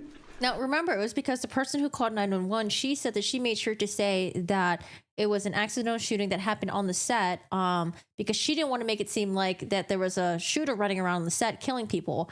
Remember when she made that phone call, she was like saying how like she wanted to make sure when they arrive, they weren't going to like, I guess, try to hunt for the shooter, that they would go directly to like Helena and Joe Souza. Which is pretty common, also considering that she had some anxiety issues and so on. But it immediately became clear she was not free to leave. Whenever the lieutenant would leave his vehicle, he'd tell the deputy to keep an eye on her. When Detective Hancock got to the scene, she almost immediately took charge of Hannah, to include going to the bathroom with her. So she clearly was not free to leave. Every other individual on that ranch was free to walk around, talk to anyone, talk on their phone, do anything they wanted to do. What? I don't know. Dune Part 1 was so boring. Oh, it was so boring. I don't think I didn't finish it because it was so boring. But 4D, oh god, that sounds like a headache. Did you like Part 2 better than Part 1? I've been good to fam. Except Ms. Gutierrez. Now, you talked about some anxiety and this situation. In your experience, do you have any concerns about interviewing someone in the immediate aftermath of a traumatic situation? Objection. Oh, that's my favorite part. Yeah, we would do like this meditation thing, and like one of my favorite things to do is to pretend that I'm like floating in the water or like underwater with like my corgis. I don't know. It was like a weird thing that I'd always picture when we would do yoga back in like 2012. Oh God, that was like 4 years ago. Yeah, there was like a meditation aspect of it. It was like really fucking cool. You didn't last 20 minutes into do. I don't know. I just couldn't get into it. And then at the end of it, Dennis ruined it for me by saying it's like Star Wars. I was like, oh, nope, you ruined it for me. I can't watch it anymore. I just can't. Nope. In Canada, in the course of your career in both civilian and military law enforcement, have you encountered situations where people have been interviewed in traumatic situations? Yes, I have. And have you personally been involved in that? I have. And can you tell a jury, do you have any concerns regarding interviewing an individual right after a traumatic situation? Yes. Probably would have started with an EMT or a paramedic checking her to see if she was okay, see what her status was health-wise. Whether she was having, hyperventilating or whatever symptoms her anxiety had, to make sure she was okay that way. Because of confessions and the way those things can go, you're extra careful to make sure that someone is not in a state that can later be determined not to be a good mental state. And all your work in that confession or that statement is not admissible. So you try to avoid that if you can. And you said that you would have that person looked at in those situations by an EMT or a medical? Yes. What is the purpose of that again? Again, it's just to make sure that she's in a state where she can, or the individual's in a state where they can talk to you. You want them to be as accurate as they can. Also, I mean, I totally saw the panic when it first happened on the police body cam footage. But when they brought her back in for interrogation, she was just like, she was sitting like this, drinking her cup of coffee. She was chilling. She was just chilling. Could be a defense mechanism thing. Maybe. I don't know. I felt like the body language was very like laid back. I'm chilling, like, I don't know. This is what I got right here. She was just, wait, hold on. Why? Okay. I don't know. I just felt like she was just chilling. Legs crossed, seated back a little bit. And then remember when she came back to do the other police interrogation? Oh my God. Do I have that one? Where she was like sitting with her leg. She was sitting and her leg was like on the armrest. And the detectives are probably like, what the fuck, dude? Oh, was it in this interrogation? It was in a different interrogation. It might have been in a different interrogation. Oh, she was just chilling. You need certification to be a yoga instructor, but not to be an armorer, because yoga can be dangerous. Oh my God, absolutely. Absolutely. The guy in the black looks like a bit like John Krasinski. Where? Here? I'm going to have to keep an eye out for that. so if that causes a little bit of a delay before you can interview them, and they're still willing to be interviewed, you may get a more accurate statement from them. Okay. You love Dune? I was thinking Thank about you. reading the And books. any other concerns about this investigation that we haven't hit on, Mr. Elliott? No, I would no defense attorney. No, that would be no. I can be a PI. A PI would be really fucking fun. Defense attorney. I don't know. There's just like too much fuckery that happens that like I just wouldn't feel comfortable with doing. You may have stated them all. I just wanted to ask if there was anything else. I don't think so. Okay. I have nothing further, Your Honor. All right, here comes the state. Oh, looking good today in this. What color is this? What color is this? Is this orange or red? Not pink. I don't know what color this is. Wait, is this orange or red? Mr. Elliott, isn't it true Orange? that you are the defense investigator on this case? It's true.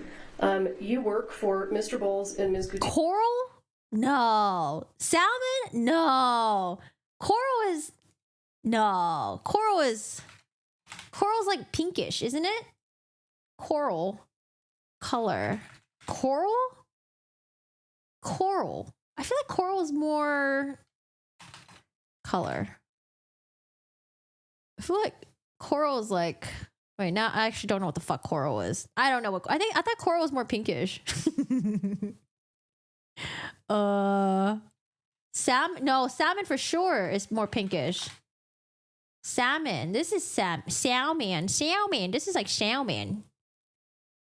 It's like, it's red or orange.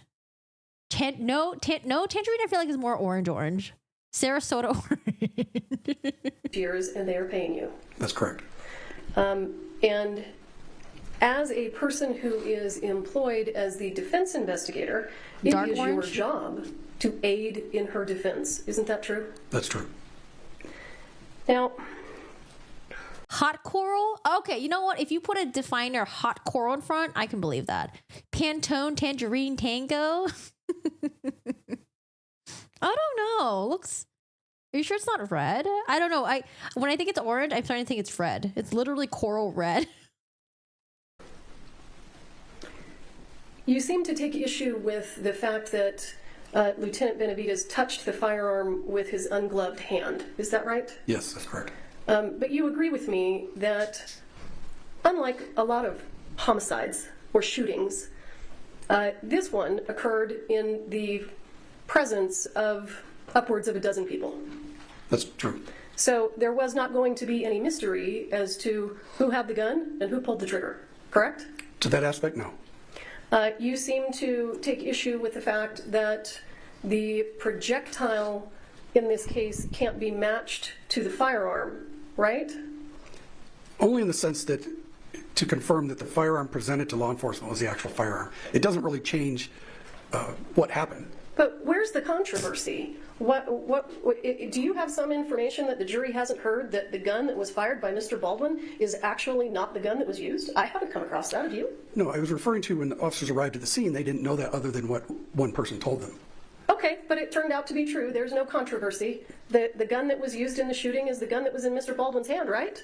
True. Damn, she's going ham. And the reason that the projectile can't be matched to the firearm is because the projectile went through two people, and it was so heavily damaged because it went through two human beings, there wasn't enough marking to match it to the bore of the gun. Isn't that true? That's true. Now, in terms Oh, she's so mean. I'd be so scared of her if I was on the witness stand. She's scary. of You found the color code? No. fingerprints and DNA on the ammunition box, sir, did you watch the video where Ms. Gutierrez actually says to Mr. Benavides, "This is the box I was pulling from"? Yes, I did. And that box is taken and put into Mr. Benavides' patrol unit, correct? The lieutenant placed it in his vehicle, yes. Right. So where's the controversy in terms of what box she was pulling from? Part of it was to find where the live ammo originated. That information may have been on the outside of the box. Could have had Seth Kenny's DNA, could have had Seth Kenny's fingerprints, or anyone else where the box came from originally. But sir, didn't you watch the second interview with Ms. Gutierrez where she actually held up a photograph for Corporal Hancock and said, "This is a picture of our boxes of dummies," and not coincidentally, it matched identically to the box that she identified as the box that she was pulling rounds from that day. You watched that interview, didn't you? Objection. I like this witness. 1:30. Please don't talk among yourselves or anyone else. Oh, y'all don't come back at 1:30. Shut up. Y'all came back at like 2:20, okay? Took a long ass lunch break. All right, hold on. Actually, let's get up and stretch and use the bathroom. I'm not salmon. I feel like salmon is more pink. It looks like red to me. I'm seeing red. Like a red with a tinge of orange. Tinge of orange.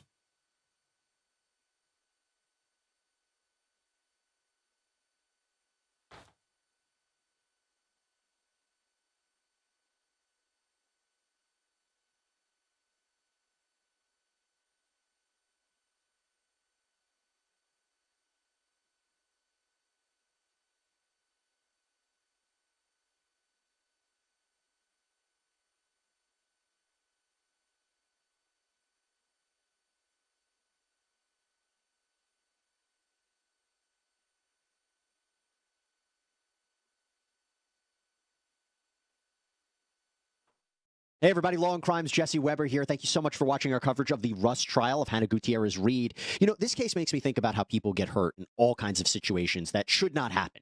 And if you do get injured, it is so important to know your rights and whether you should be compensated. That's why I want to highlight the official sponsor of this week's live trial coverage, Morgan & Morgan. They are actually the largest injury law firm in the whole country. And if you're going to take on big insurance companies that often lowball insurance offers in these cases, you need a big firm that's willing to fight. I mean, in the past couple of months, Morgan & Morgan saw verdicts of $12 million in Florida, $6.8 million in New York, and $26 million in Philadelphia. Now, mind you, these are all considerably higher than the highest insurance offers for these accidents. But what also makes Morgan & Morgan so special is that they have completely modernized the process for their clients. They make it super easy because you submit your claim, you upload documents, you talk to your whole legal team, all on your smartphone. That's it. You can see if you have a case in just a few minutes. And in terms of price, you only pay them if you win. There's no upfront fee. Maybe it's not that surprising that 3 million people call them every year. So if you're ever injured in an accident, you can check out Morgan & Morgan. You can submit a claim in 8 clicks or less without even having to leave your couch. To start your claim, visit forthepeople.com/law Ain't gotta leave your couch. Let's go. and crime live. Bye, Jesse. All right, Jesse, thanks for the info. They take a long-ass lunch break, y'all.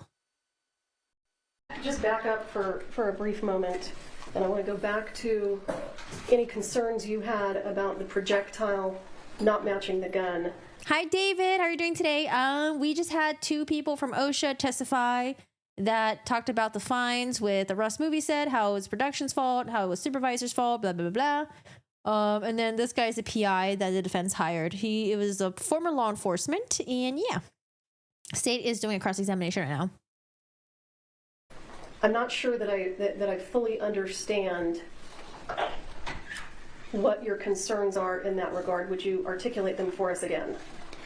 Yes, I was referring to the concerns that a detective would have upon arriving. What? Jesse looks like Owen Wilson's little brother. Jesse looks more like the guy from You, or the guy from Gossip Girl. Dan. Hate Dan. I hate Dan. Hi, Caitlin. How are you doing today? Thanks for posting the witness list, by the way. I really appreciate that. Thank you, thank you. And the Discord. Scene. You don't have at the time, the results of lab testing. So, and you have nothing guaranteed. What do you mean, nothing guaranteed? Well, at the time, you had some people saying this is the gun, but you didn't have any evidence, scientific evidence, show that was the gun, which was later found to be true. I'm just talking about, you have so many variables and so many unknowns that you can only use interviews on the scene to confirm and deny things. One person saying this is the gun, that may very well be the gun. But Dan sucks in Gossip Girl and he sucks in You, okay? I hate Dan. You have to see if someone else can verify that. Later on you're going to have lab results, not at the time. And that's what I was referring to, is at the time, at the scene on October 21st. So what's your concern then about the investigation that the Sheriff's Department did with regard to the gun? Is your testimony that after Ms. Gutierrez identified the gun to Lieutenant Benavides and handed him the gun, there should have been more follow-up with regard to whether or not that was really the gun? Is that what you're saying? Yes, because she's not the one that handed the gun to Mr. Baldwin. There are people in between that process. So, continue, sir. I apologize. All right. We should make a merch that says, "We hate Dan." We hate Dan more than Amber. Again, I hate Dan. Pieces of information come out as they're going through both processing the scene and interviewing people. And now we know that there is some time delay between the firearm being loaded, the firearm being on the cart, the firearm making it to Mr. Baldwin inside the church. And that's what I meant by the investigation at the time. A lot of information is coming out over months. Some information has come much later. But you agree with me that Ms. Gutierrez handed Lieutenant Benavides the gun and said, "This is the gun that was being used." And when she said that, she had been identified as the armorer on the movie set. Caitlin, we're trying to figure out what color her blazer is. I think Chad is wrong. You agree with that? I do. And you also agree that, not surprisingly, that turned out to be the gun. You agree with that? Oh, I do, yes. So, any potential issues with regard to that specific concern of yours didn't turn out to be issues.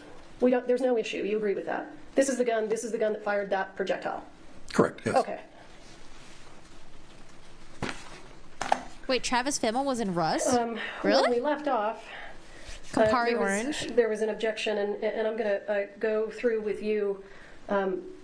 You were talking about the ammo boxes. I think that was where the objection was. So as the investigator in this case, have you reviewed all of the body-worn camera footage? I have. There's a lot. So have I. Yes. Well, Rain said I'm hot coral. sympathetic. I think I can agree with hot coral. To the exhausted look on your face. I'm going to show you what has been marked as what is already in evidence as State's Exhibit 192. Sir, have you seen Red? this exhibit? I have. Oh. I told you guys it was red. I told you, I'm right. See, red.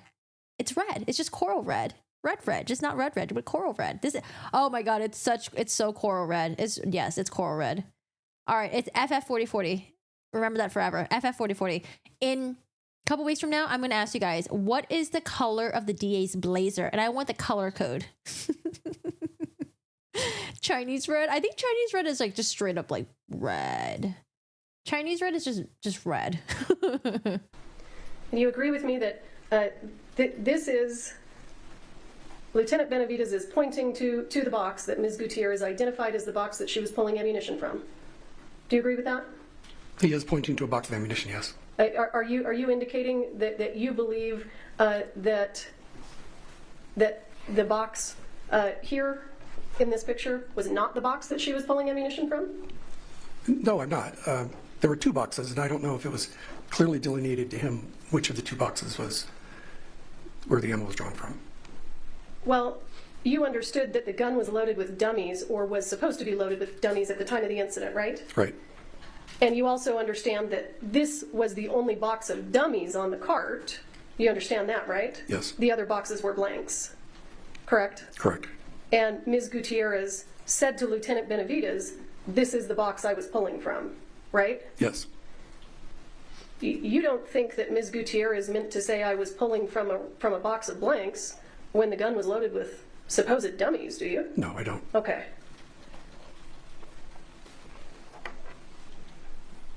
I mean, everyone has cell phones nowadays, Wayne Towers. They can literally put in that input code in and find out what color you're talking about. CD071E is Chinese red. States Exhibit 62.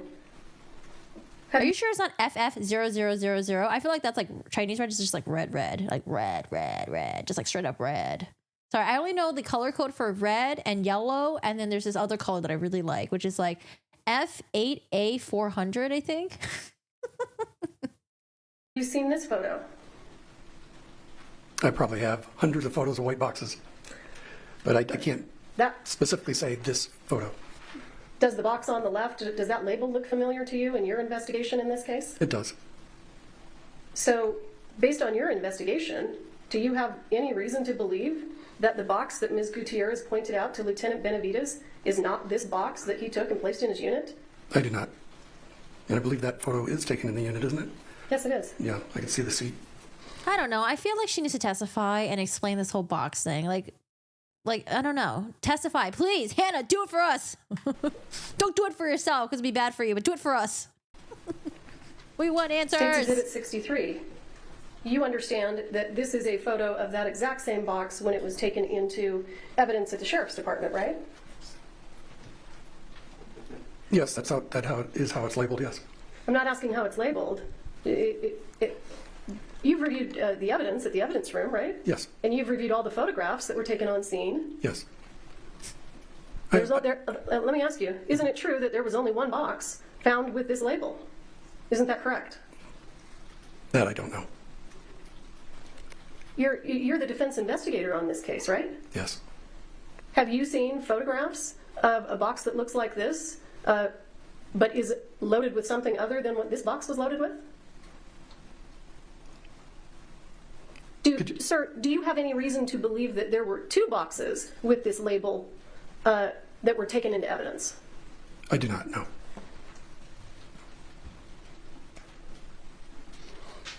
States Exhibit 69. Have you seen this photo? Again, I've seen dozens of photos. So. you're here to give an opinion about the investigation on this case. Are you not familiar with this photograph? Specifically, no. Okay. Did you watch the interview in November that Ms. Gutierrez gave to Detective Hancock? I did. And do you recall during that interview, Ms. Gutierrez holds up her phone and says, "This is a picture of our dummies," meaning the dummies that she would bring on the set. Do you recall that? I do recall that, yes. And then Isn't this the photo that she showed? You don't know? Not at this point, no. Okay. You weren't watching the testimony of our expert, Mr. Hawks, when he laid the foundation for this and indicated that this photograph was sent from a contact in her phone named Dad Kula to her the day before the interview with Detective Hancock. Were you not aware of that? I was not, no. what? Mr. Bowles? Did you not prep your witness? Did you not show him the correct evidence? Mr. Bowles? What's going on here? Sorry, I'm feeling so bad for this witness right now. I feel so bad for him. Mr. Hawks, when he laid the foundation for this and indicated that this photograph was sent from a contact in her phone named Dad Kula to her the day before the interview with Detective Hancock. Were you not aware of that? I was not, no. Dave Bowles looked like he's sweating. So, sir, based on Ms. Gutierrez's statements, would it be her own statements to law enforcement, would it be reasonable for law enforcement to believe that State's Exhibit 62, this box here in the foreground, is indeed the box she was pulling from because she said that? Wouldn't that be reasonable for law enforcement to believe that? Yes, it would. And you understand that that box was determined to have a live round? Yes. And She's doing such a good job, but I feel so bad for him. you agree with me that that box that had the live round matches this photo that was shown to Detective Hancock during the November 9th interview? You understand that? Yes, I do. Sir, do you still have questions and concerns about how the live rounds got on set? I do. You don't think that law enforcement can simply... I'm sorry. Okay, so Nicole, what happens is depending on what portion I'm listening on, sometimes I speed it to 1.5 and then sometimes I slow it to 1.25. But sometimes I forget to bring it back down to 1.25 and someone in the chat has to remind me. So I change the speed depending on like who's asking the questions and how fast we're speaking. But sometimes I forget. And you better hope someone in the chat's like, Corky, slow it down. It's too fast for us. take Ms. Gutierrez's word for it that this is her box and this is the one she was pulling from and this is the one where live rounds were found? Yes, but what we don't know is how many times those boxes were unloaded and reloaded. Every time that one of the firearms were loaded with dummy rounds, they came out of a box. They didn't necessarily go back into the same box. Do you agree with me, sir, that there are certain things in homicide investigations that just simply can't be controlled for? You agree with that? Oh, absolutely.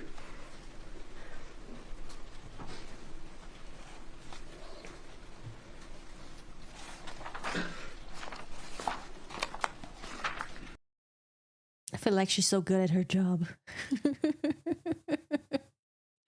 Hi, Rathcliffe. How are you doing today? How's it going? Vermilion? Wait, what is Vermilion? I thought Vermilion was... What happened? Come back! Department you've ever worked for? I thought Vermilion was green. Albuquerque PD. You agree with... Ew! What is this? Why did I Google Vermilion and then get this fucking image? What is that? All I know is it says worm, and I just thought that was like a can of worms or something. What is this? Ah! With me that the Albuquerque Police Department is approximately 10 times the size of the Santa Fe County Sheriff's Department with regard to the number of commissioned officers. I think Albuquerque's around 850, and I think Santa Fe's 120, 130, something like that. Okay. More than 8 times. Right. You agree with... I think she's just really good at her. I think she's just really good with her job. I think she's really good at making people get confused and kind of like the way that she addresses people sometimes, it feels like you're just getting yelled at, you know, like it's your fault, you know? Sometimes when she's just asking a basic question, it just sounds like the way that she like delivers it, it's so sharp that if I was on the receiving end, I'd probably be tripped up too. I'd be like, I think she did a really good job of like confusing him. With that math. I do. Okay. More than 8 times. Right. You agree with that math? I do. Have you ever worked on a homicide investigation on a movie set? I have not. Do you agree with me that normally in homicide investigations, police aren't concerned with where the live ammo came from? This case is unique in that regard, isn't it? This case is unique from the beginning, yes. Okay, it is, Yes. right? It's unique from the beginning. So police officers, you would agree, are not trained in how to investigate homicides on movie sets where they're not supposed to have live rounds, they're supposed to have fake rounds. Cops aren't trained in that, right? Specifically, no. Okay. Vermilions, red powder, Hindus put on their forehead. You agree the with me, Hindu don't brides. you, that Lieutenant Benavides can't just let Ms. Gutierrez walk around the movie set with a firearm that appears to have just shot 2 people. You agree with that? Oh, I do agree with that with reference to firearm, yes. Yeah. It was incumbent on Lieutenant Benavides to remove that firearm from her possession, correct? From anyone's possession, yes. And you just take issue with the fact that he didn't put a glove on before he did it. Basically, yes.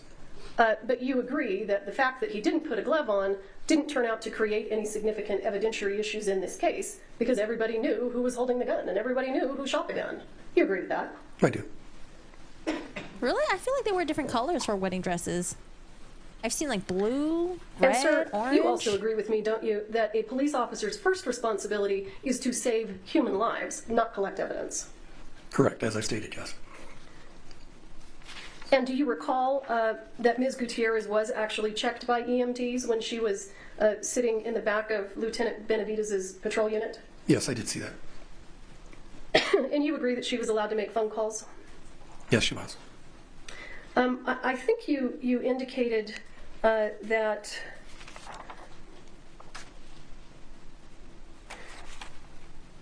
you talked a little bit about that Detective Hancock sort of took possession of Ms. Gutierrez. Do you recall the statement that you made in that regard? I do. So I want to ask you, and one of the examples you gave was that Detective Hancock even accompanied Ms. Gutierrez to the restroom, right? Yes, she did. But in watching the body-worn camera footage, isn't it true that Sergeant Christopher Zook tells Detective Hancock, she doesn't want to go to the bathroom alone, will you take her to the bathroom? Ms. Gutierrez actually asks to be accompanied to the bathroom. Do you I recall remember that? that. I do. Yeah, I remember hearing that on the police body cam. Wasn't she like, oh, can you take me to the bathroom or will you come with me or something like that? I mean, honestly, And to do me, you it didn't agree really with matter. me that it was Ms. Gutierrez who asked to be placed in Detective Hancock's patrol unit? That wasn't something that the police just unilaterally did with her. No, she did. She did ask. Is there a problem with them granting her request that she be accompanied to the bathroom?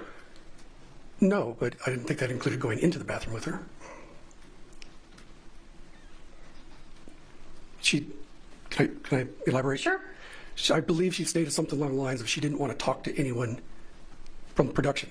So it's kind of like if she was with Detective Hancock, she wouldn't be approached by any of her coworkers. We all went. I think that was her intention of being escorted. But I didn't think it included going into the bathroom itself. Well, she went into the bathroom and she had her back turned to Ms. Gutierrez. What's the big deal? Ms. Gutierrez asked for an escort. How did that hurt the investigation? Hurt the investigation? Yeah. It did not.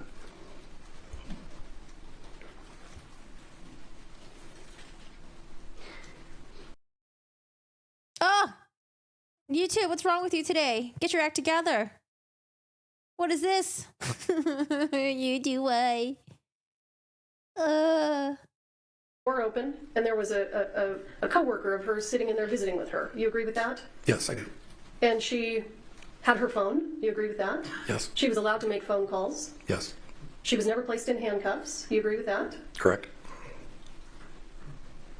So what's problematic about that? How was she mistreated by police?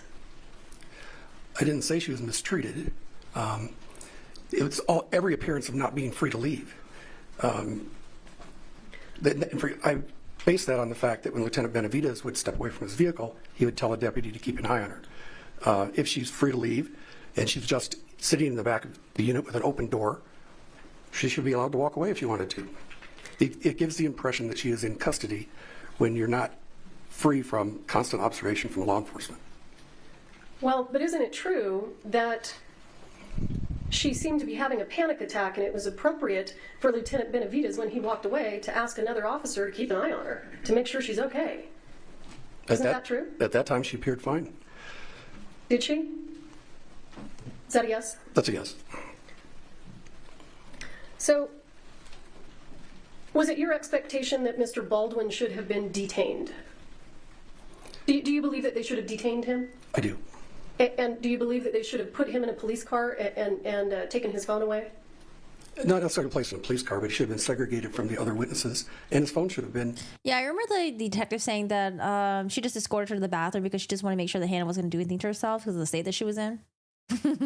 Taken to preserve evidence.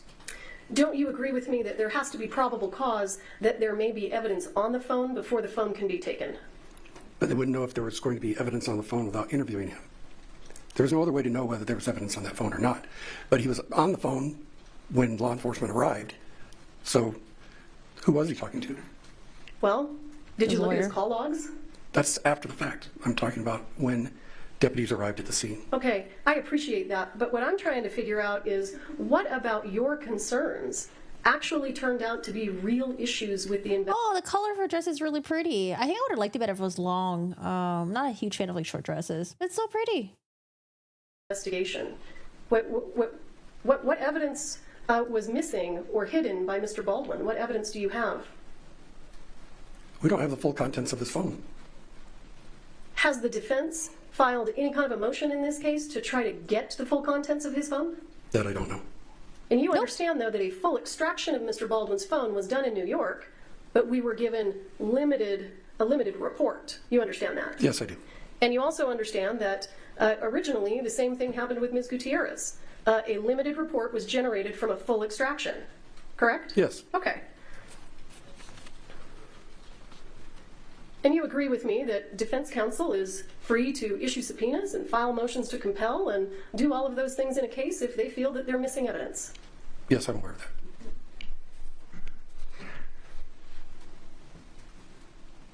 So do you think that it would have been appropriate? Oh, because I remember asking about this. I was like, couldn't the defense, since they said that they were like missing so much evidence, couldn't they get like somehow get the court to get it somehow?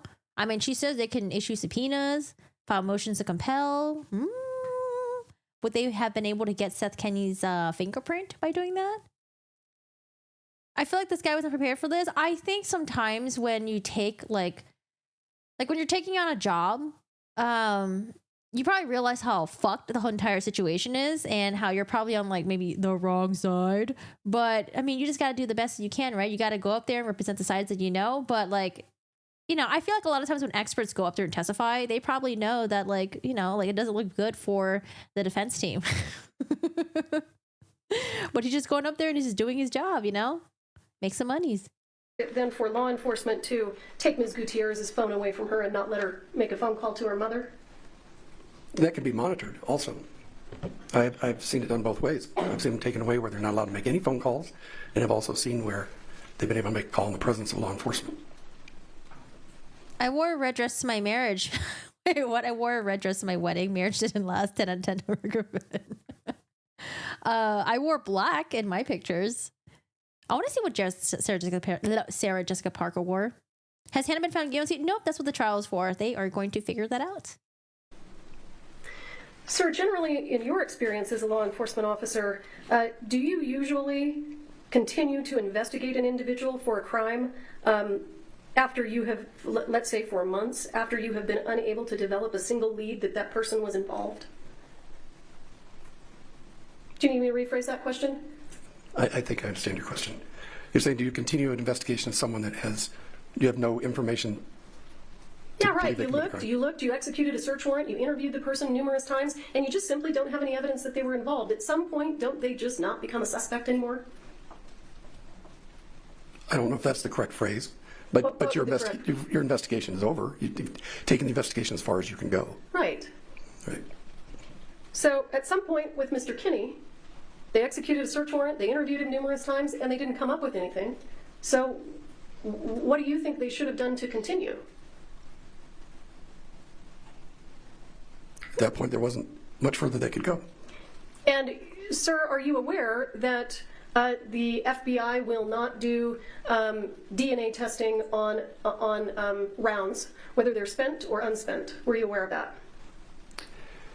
I heard about it in this case, but they have done DNA testing on casings. Yeah, because I don't know. I just feel like the defense is reaching, and this guy's just, he probably knew what he was getting himself into.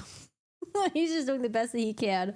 The dress, we were talking about Sofia Coppola's dress. I like the colors, really pretty. And then now we're talking about different wedding dress colors. I want a flower overlay on mine, like a black wedding dress with like orange accents, and have all my guests wear white. For me, it's like no one's wearing white. Unspent casings. Well, weren't you present? Everyone's gonna wear black. Yes, we're all gonna wear black. Were you present for a pretrial interview of the DNA expert in this case? I was. And you heard her during the interview state that they won't do this kind of DNA testing, correct? I did. All right. You don't think he's doing well in the stand? Well, yeah, because he's getting destroyed by her.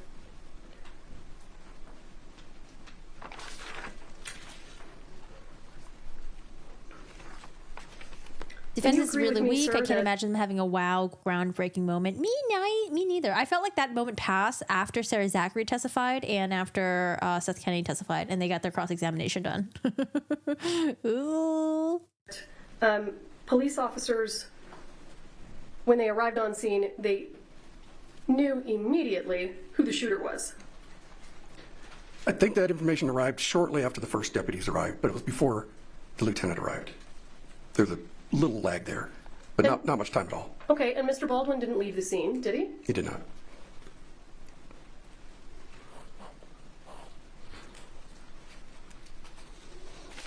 Yeah, white doesn't look good on me.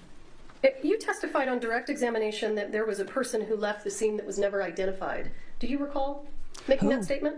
I did, and that was based on what came out of some of the interviews. I don't quite recall. I think the lieutenant asked if we had everybody. And what lieutenant are you Lieutenant Benavides. Okay. And one of the deputies responded with one left. And I think he asked who that was, and the deputy didn't know. But you know, don't you? Because you interviewed him and you asked him. Didn't you interview Reed Russell? And when you interviewed Reed Russell, he told you that he left so that he could go to the hospital to be with his close friends. And before he left, he gave all of his contact information to the police. Oh, I think Reed Russell was also on the defense witness list. Right? Reed Russell. I feel like I remember saying that name. Yeah, Reed Russell. Also, do we not need to redact their addresses? Jesus. You interviewed him. Do you recall that? I did. Do you need to see a copy of the interview? I don't. And you also understand that Mr. Russell, who left the scene to go to the hospital, was interviewed the very next day by Detective Cano. Aren't you aware of that? I am, yes. So what's the mystery? Who's the mystery man that left the set? He was identified, right? Correct? Mr. Russell was identified, but I was never quite clear if it was the same individual. Even though you asked him and he said, I'm the guy that left the set to go to the hospital? Yes, but did he know he was the only one who left? All right. Yeah. I can believe that. Thank you, Mr. Elliott. I'll pass the witness. All right, Mr. Bowles, come on. Mr. Bowles, you got a lot. You got an uphill battle. Let's go, Mr. Bowles. Mr. Elliott, you're aware from all your experience in law enforcement that it is the government's burden to prove in any criminal case, correct? And that burden never shifts to the defendant. That's correct, yes. So when you were asked earlier about why the defense didn't file motions and do subpoenas, isn't that law enforcement and the government's job to prove their case? Objection. Oh gosh, I can't forward this because YouTube's angry with me right now. I'm just gonna time 2-speed it. Oh, someone get a poor guy the water. He needs more water, please. He ran out. Hey, the hard part is over, okay? Mr. Bowles is back on the stand. Or he's back on. Redirect.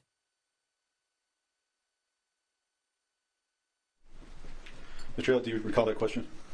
I do. Okay, and is it always the government's burden to prove their case, to prove in a criminal case? It is. Okay. Now, if law enforcement doesn't timely and appropriately obtain evidence, does that sometimes impact an entire investigation? It can. For example, in your experience as a homicide detective and working in civilian and military law enforcement, if you delay a search warrant for a month, can that materially impact a case? It can. And in your experience, have you seen times when there's been that kind of delay where evidence goes missing? I have. Now, you talked earlier about the FBI and other cases you had been aware of where they had obtained DNA.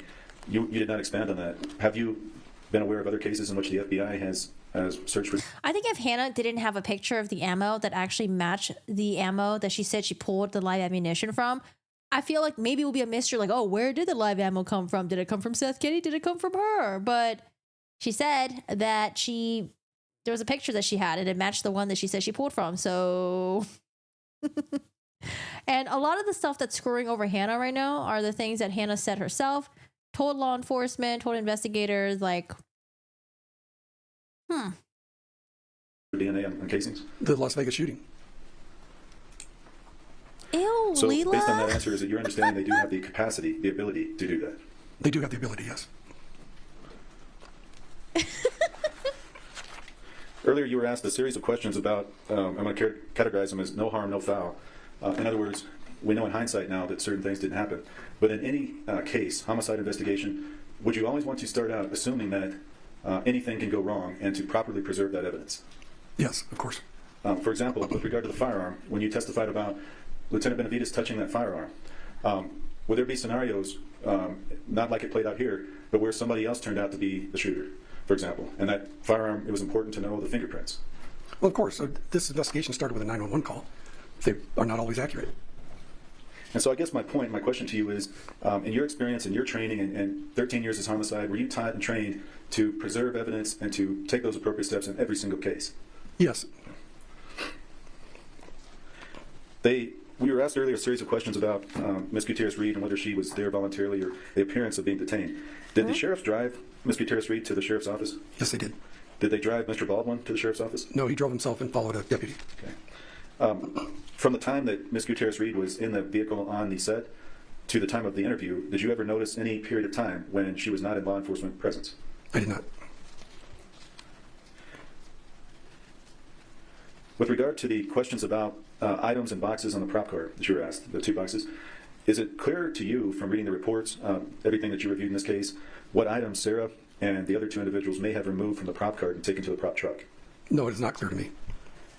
And based on your entire review of the whole case, has there ever been any follow-up or any information you've received that would have clarified that, what they took from the prop card? No, a vague, couple long guns. I think 2 revolvers, I do know who they came from. And other items that I don't know of. One last question. If law enforcement delays, if they do not conduct a full investigation, is it possible for the defense to lose out on evidence that may have been exculpatory? Yes, there is. I have no further questions. Oh, my back is hurting. Next witness. Your Honor, we call Frank Kuski. Who? Firearms expert. Affirm under penalty of law that the testimony you'll give in this case will be the truth, the whole truth, and nothing but the truth? I do. All right, have a seat talking to the Frank! microphone. Thank you. Frank! I think if I get another court, yeah, I might name him Frank. I feel like Frank is such a cute little name. Okay, sir, good afternoon. Can you please tell the jury your name again? Frank Lewis Blair Kuski III, Where do you currently reside? Carmel Valley, California. And what do you do for a Wait, living? Kuski? Kuki or Kuski?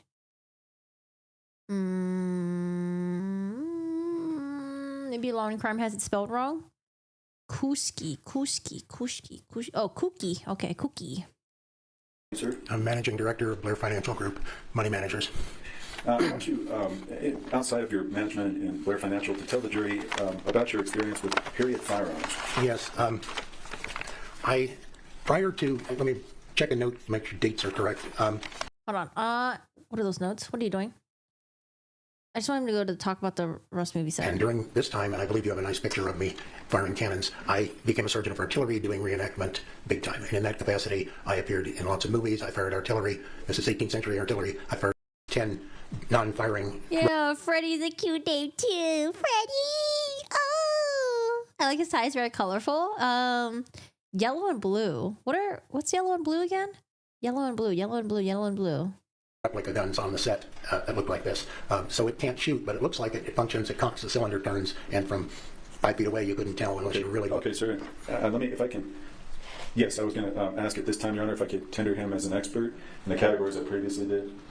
Well, why don't you state them on the record again? Yeah, I was making sure I had the exact wording. Is that okay if you wrote those down? Because I don't want to change it. Well, I'll just say it again. It's firearm identification, firearm functioning. He's like, State, help me out, please. Throw me a lifeline. She's like, no. Oh, is it Ukraine flag? Blue and yellow? Maybe that's what I was thinking of. Loading of ammunition and identification of ammunition, of dummy rounds and live rounds. IKEA flag. Any objection? IKEA's blue and yellow. No objection within the confines of what we discussed at the bench. All right, thank you. Yes, I understand. So, Stretch. sir, if you will, I'm sorry. For these specific areas, subject to the ruling up at the bench. Thank you. Yes, Your Honor. Sir, if you will, if you could, however the deputy handles this, but if you could retrieve the firearms from behind you. Do it in public, and I will clarify that it is not loaded. Yeah, you better check it. It's a real. Mr. Kuski, are you able to take the cylinder out so you can show everyone also that it's unloaded? Yes, I can. Okay. There's something important. And here is an NX revolver. So, Your Honor, I'm going to object. All right, first of all, everybody's nervous because you have not demonstrated to us that they are unloaded. So before you start showing us the weapons, make sure they're unloaded, including that one that you just touched.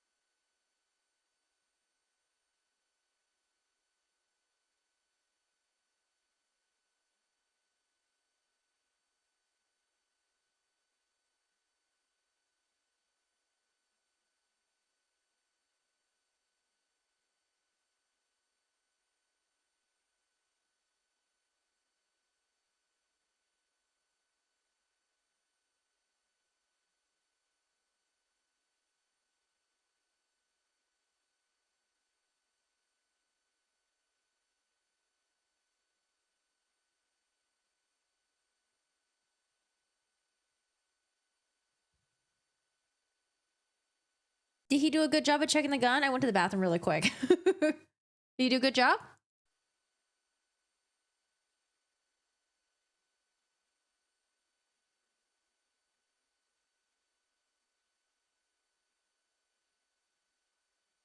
Hello? Where's the audio? Hello? Oh, it's a sidebar, no audio? Oh.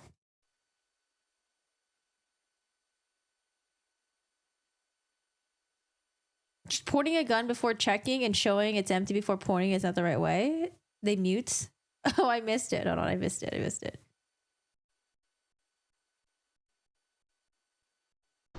Because you included. Able to cylinder out so you can show every. First of all, is an NX revolver. So, Your Honor, I'm going to object. all right, first of all, everybody's nervous because you have not demonstrated to us that they are unloaded. So before you start showing us the weapons, make sure they're unloaded, including that one that you just touched. No. Oh God, of course I would go to the bathroom when it's all funny like this. Well, that does not look good. Admonishing the firearm safety expert in front of the jury. Sorry, did I yell in your guys' ears? Oh God. Oh my God. Yeah, he was like, look guys, it's empty. I thought he was gonna, you know how like when you pull it out, you would pull it down, you would open and show that it's empty. Oh boy, oh boy. I mean, here's the thing. Maybe he's the same guy that trained Hannah. Keep watching. Okay, I'm watching. The judge is like, what is the judge doing? He's pointing the gun at the judge.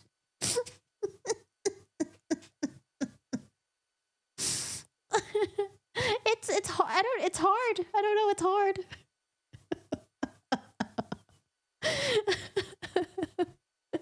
He's nervous. He's on the stand. I don't know. Oh, this is not looking good. Should we wait for the judge to pay attention first before he... Oh, boy.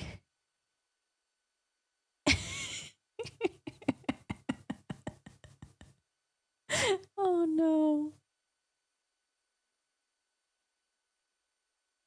The defense lawyer actually backed up. She's like, ah. Okay, so this is all muted. Okay, we can't listen to this. Hannah looks like, what the fuck? Okay, who's behind? Is Hannah's mom in the back? Does she have siblings? Real dad?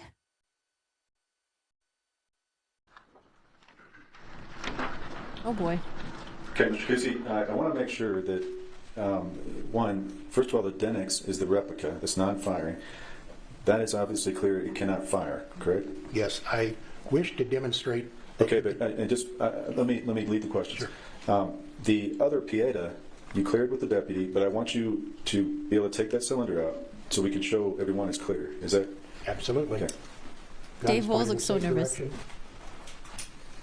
Now, if we can get this pin out, the cylinder is retained. The cylinder is retained by a pin. Once that pin is removed, the gun may be put in a partially cocked position. The cylinder may be pushed out, and again, the barrel's safe. You can look right straight through it. Sir, would you take that and show them all? It's empty. Is that acceptable? It's up to the court. No. Yes. No, Okay. the deputy is not involved in this. Okay. And so, It is empty. I demonstrated it's empty. okay. May I return it to the Yes. firearm?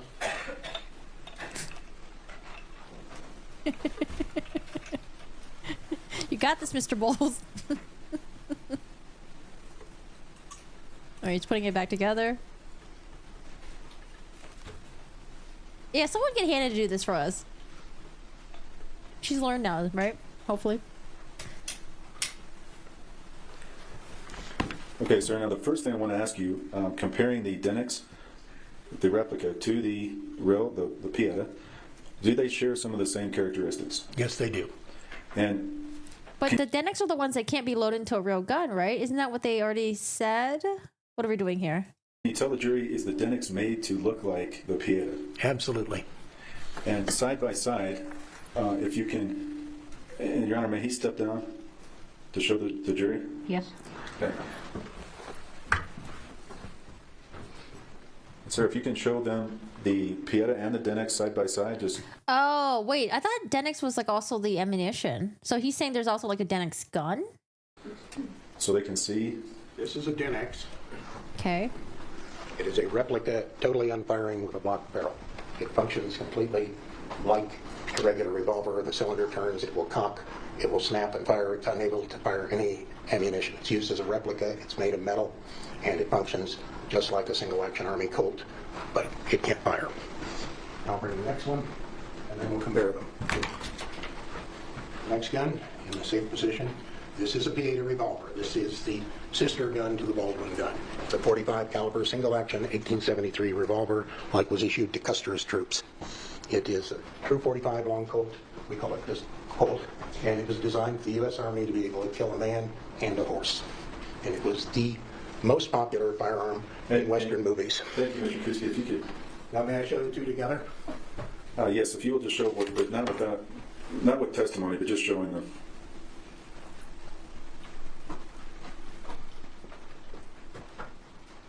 Reverse them. Look at the bailiff.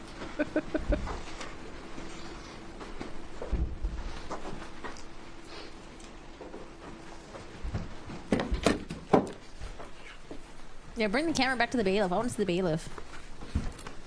Mr. Kuski, in your review as an expert in this case, are you aware whether there was a Denix revolver like that on set on Rust? Yes, there is. It was covered in the invoices as rented by Rust Management. Now, not demonstrating at this point, but can you tell the jury, based on what you just showed them on the Pieta, how you safely decock that firearm when you get it cocked? You wish me to pick up the gun and show how it is decocked? I would prefer first showing on a Denix to them, Yes. and then on a live Just one. show. Your Honor, can I object? Can I approach? Use the Okay, Mr. Kuski, if you will, using the Denix, the replica, demonstrate that the cocking and proper decocking of that weapon. Yes. This is one of the primary things that an individual must be trained in to safely cock and decock a Colt revolver or a replica. Now first, the finger has to stay off of the trigger and outside of the trigger guard, no matter what. That's the essential rule of safety. The firearm is cocked with your thumb, you see. Finger's still outside of the trigger. No one touches any trigger. This is now a gun capable of being fired. Now, the first thing I do here is put my thumb on top of it. If I'm not real strong, I put two thumbs on. Notice my finger is still completely off the trigger. I then slowly, gently pull the trigger and lower the hammer onto the cartridge. I then back it up to its safe position. Now I will demonstrate the same thing exactly with the I real feel like that's so counterintuitive. So you have to put the hammer back, but then also at the same time pull the trigger. Oh, God, I feel I'd be so scared to do that. Pieta revolver. Okay, we have Pieta safely aimed. Nicole. My finger is off the trigger. Hi, Bonnie. You can see, this is where it has to stay. If your finger's in there, you can't decock safely. Now, again, we cock 1, 2, 3, 4. C-O-L-T, the clicks. This is a cocked, ready to fire revolver if it were loaded. My finger must stay out of the trigger guard and on the side. Now, I put my finger in, but I don't put it in until I put my thumb here. Even putting it in before, like that, would cause it to fire perhaps. Now, I'm holding the hammer back. I can feel the spring. Everything's safe. Now my finger goes on the trigger, pulls the trigger, slowly lowers to a safe position without snapping, and then pulls back to the safety notch, which removes the firing pin from the cartridge. Notice my finger is out of there again, not that the gun is cocked. And that's the only decocking. A guy doing this experience can do it with his thumb, because this is all knurled here, so it can't slip. Finger's out of there. I decock safely. Okay, thank you, sir. Thank you for demonstrating that. And I wanted to ask you, with regard to that operation, in this particular case, we're dealing with a movie set, obviously. Yes. Do the general rules of firearm safety, including the demonstration you just did, do they apply equally on movie sets? Absolutely. Okay. Now, in your work as an expert, Does that include pointing it at other people too before checking it fully? in this case, reviewing all the information, did you agree with Mr. Haig's conclusion regarding violation of some of those safety rules? Absolutely. Okay. Now, I want to ask you, I want to switch topics. I want to ask you about reloading. There's been some testimony about an inertia puller. Yes. And if you could tell the jury what an inertia puller is. An inertia puller is basically a type of hammer that pulls bullets out of loaded cartridges when you have a misfire or you wish to disassemble old ammo. Basically, it has a plastic head about this big. It has a handle on it like a hammer that costs about $12. You put the cartridge, which could be any kind of cartridge, old dead cartridges, whatever you got, and you put it in, clamp it down with a little device, close the thing up. There'll be an empty space underneath, and there'll be a ring here holding the cartridge in metal, and you bang it on a table, and the bullet is pulled out. The bullet, remember, is the lead part, not the case, and the bullet will fall out. If there's powder, that will fall out as well. You then get a bullet, pitching, you have powder, which you can pour out, and you have a case, which may or may not be live primed, or maybe a good primer, maybe a rechargeable case, maybe anything that happens to be there. Okay, so Mr. Kuski, if you wanted to reload a round, let's say you want to convert a dummy round to a live round, what are the steps in the reloading process? Well, this is really extremely technically difficult, and the way it begins is you have to have, suppose it is a dummy. This is a beat up old piece of old brass that happens to have a dummy bullet in it. It has a dead primer in it. So what you start is you pop out the bullet. You see there's no powder. Now you turn over the case, put the bullet aside. The case is filthy. The case is all grody and nasty from sitting around. It has to go in a machine called a tumbler. Every reloader with assault has a tumbler. It's about this big. Sometimes it's a ball, sometimes it's a drum. It's filled with generally powdered walnut, and it's got a motor, and it spins and spins and spins as a polishing machine. And at the end of that time, you come out with brass that looks somewhat better than it started because it's knocked off some of the crud. You then wipe that down smooth. You then have to have a tool which is called a reloading press. I have a photograph, if you wish to see, of a reloading press. Would that be acceptable? We can actually, if you can finish. Well, let's go the finish. process, yeah. You then have a reloading press. The reloading press, as one of its functions, is to get that old dead primer out. Remember, the primer's in the little hole in the bottom of the brass you're holding. This press has a big lever. It has a special pin designed. Yeah, I guess that's what they're trying to do here. Because we were wondering why he kept talking about the reloader, right? During when the state was presenting. I guess they're trying to go with Seth Kenny using a reloader turned a dummy into a live round. Hi, Storm. How are you doing today, Storm? How's it going? What's everyone up to today? For that cartridge to remove the primer, because if it went the other direction, you'd bang the cartridge up. But there's one more tool you must have, and that's called a shell carrier or a little shell holder. And that's sized exactly for the diameter of the rim of the cartridge you're going to take apart. So a 45 couldn't take a 380 or something like that. It has to be a 45. Slide in that so it holds it completely solid. Put this in your press. I mean, I was wondering, was she offered a plea deal? Maybe she wasn't. Maybe they knew they can like go after her and convict her. So they're like, fuck it, let's do it. Let's go. Take her to court. So I guess Dentix, there could be Dentix rounds and there could be a Dentix firearm. Line it up over the top and pull. And when you pull, that pin will drive out the primer. It changes. Now you've got a case with no primer in it. It's shined up as best as your material can do. Now we get to the good part. You have to put a new primer in. First, you have to have a new primer, and they're very, very hard to get in much of the markets because they've been just grabbed up. So you take this tiny little primer, you put it in a tool called a priming tool. This may be part of your press, or it may be an independent machine. And this will hold the primer safely.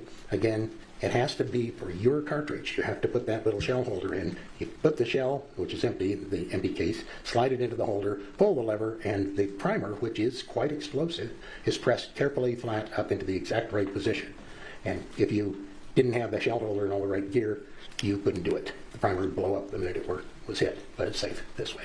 Now you've got a case, and that case is starting to get to be a live case. And it would be called a live case. It has a live primer, nice shiny case. You then put that in your press and go to the next stage. I have the press. You stick it in that ever-present shell holder again. It holds it perfectly, immaculately straight. You then have on your press something called a sizing die. And a sizing die costs about $55, fits in presses. You adjust that properly, which takes some skill. Maybe he's trying to show how cheap everything is and how anyone can just do this. I'm okay. How's your day? It's going good. It's going okay. I don't know. It's a little rough day with the defense. You're sewing up and prep for your Women's Day bazaar tomorrow? Ooh, that sounds fun. And you pull. The sizing die goes right over the top of the case and makes it the right size. Because an old dummy isn't the right size. It jam up in your gun, wouldn't take a bullet, piece of junk. Once it's sized, there's a little ball inside, pulls it up, and that very neatly expands the top of the case. And without that expansion, you can't put a new bullet in.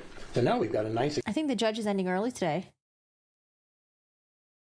She looks like she's talking to the jury right now and telling them to... expanded case with a nice live primer in it. Looks pretty darn good. It's all sized to the right size. The mouth is expanded. Now you got to have a powder measure, and you have to have the right powder. You can't just use any old gunpowder. There are literally dozens and dozens. It has to be the acceptable powder for a 45 load and measured. You get too much, you blow up. Literally, it'll blow up the gun, blow up in your face, and everybody knows about that. Put too little in, you get something called a squib, where it pushes the bullet into the barrel where it sticks. That's what killed Brandon Lee, was a stuck bullet.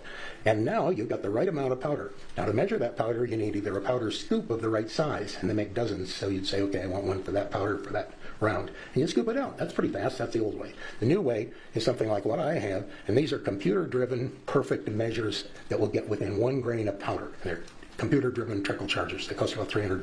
They're real fancy. Put in the powder, put in the exact grains of weight that you want that powder to be, press the button, and a little tiny tray fills up, and you dump it into the cartridge through a little... He's teaching us how to make cocaine. Now you've got powder, you got primer, you got a good case. You take your bullet. And oh, true. He's telling us why Hannah needed powder protein for a set. True. Okay. Put it on the top. But you need one more tool for your press, and that is a die that fits that bullet.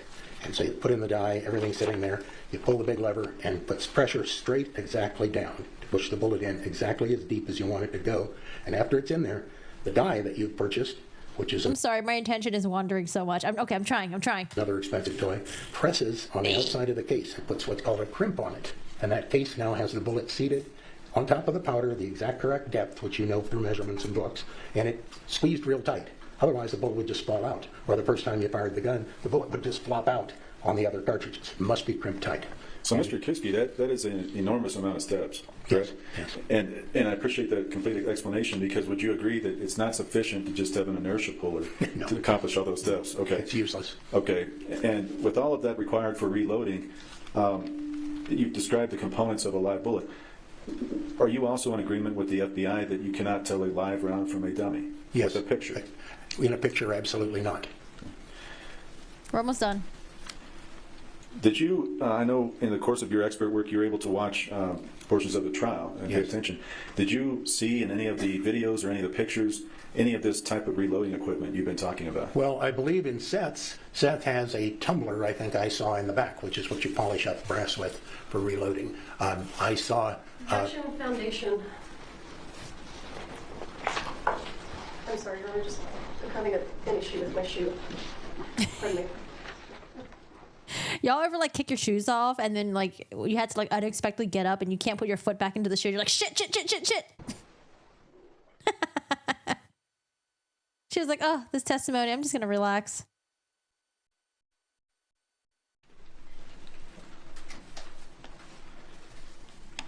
Let me ask you on a different topic with regard to the dangers of intermixing live and dummy ammunition. Can you tell the jury if those are stored in the same place, or is that potentially dangerous? And I will object if we can approach, please.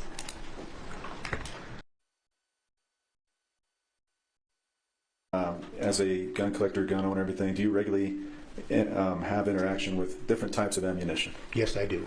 And does that include live ammunition and dummy ammunition? Yes, it does.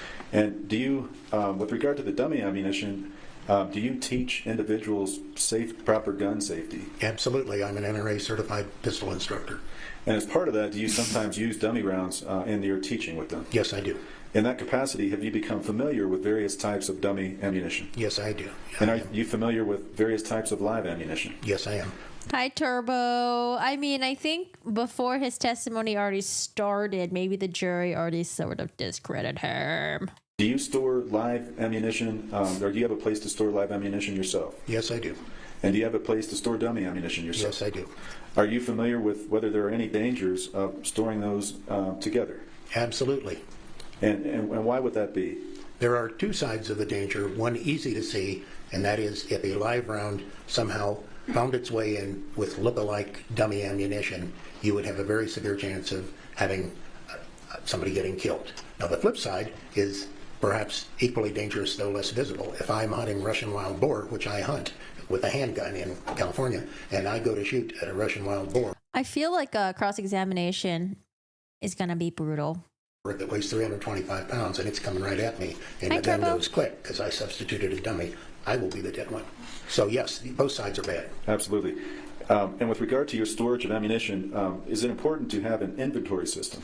Yes, I have an inventory system for all my ammunition, all my powder, all of my reloading, which goes into dozens of different kinds of rounds.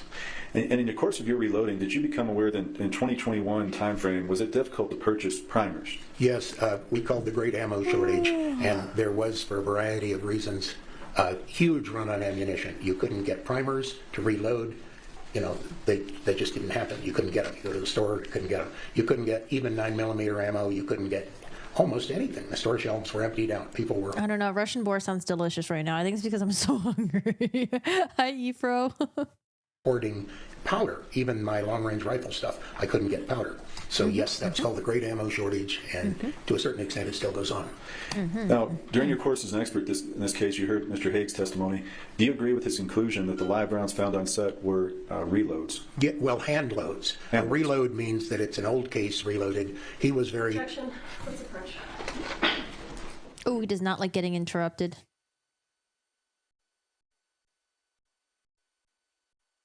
Is it your opinion that from your viewing them, that the live rounds on set were reloads or hand loads? Yes, it is.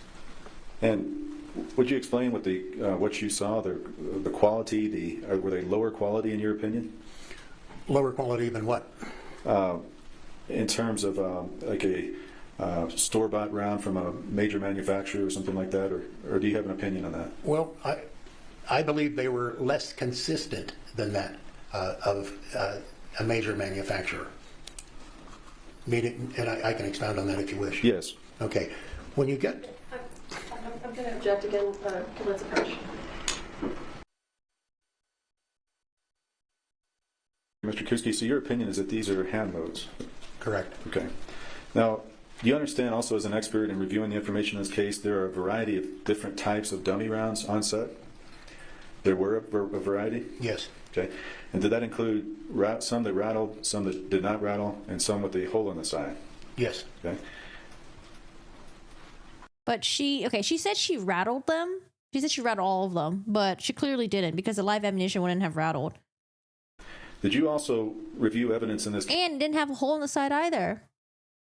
case of Mr. Baldwin not only being dangerous at the time of the actual tragic shooting, but dangerous at other times on set? Objection.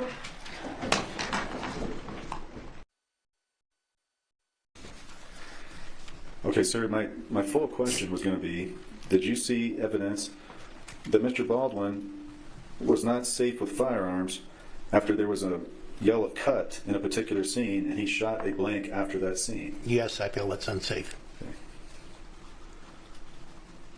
A weapon called a Henry rifle? Yes, I am. Are you familiar whether if that is loaded or unloaded at the bottom of that rifle, whether somebody could see whether there was rounds at the bottom of it if they're just looking? Yes, a Henry. May I go into Yes. detail? A Henry rifle is the predecessor to the Winchester. Mr. Henry actually invented the Winchester. It is a rifle with a very long barrel, doesn't have a handguard under, which was a problem. It's loaded from the top in a kind of a weird way, and the ammunition, the cartridges are dropped into a long tube where a spring pushes them down. One of the biggest disadvantages, and this was in the Civil War, is it has a long open side on it, beneath the barrel, where you can actually look in and see all the loaded cartridges. Now, they thought that was a really good deal until they got in the mud of the trenches and the cartridges were all jammed. Right now, if you look at a Henry, anybody who knows anything about Henrys looks at that Henry and says the whole side's open and you can see ammunition in there, dummies, whatever. And if you don't have that, they're going to be laughing because it looks like an empty rifle. Finally, sir, the last question I want to ask you, with regard to, there was some criticism in the trial, one point of Ms. Gutierrez-Reed holding a shotgun with it pointed in front of her. And is there, do you have an opinion on that with regard to, for example, military drill? Yes, I do. Objection.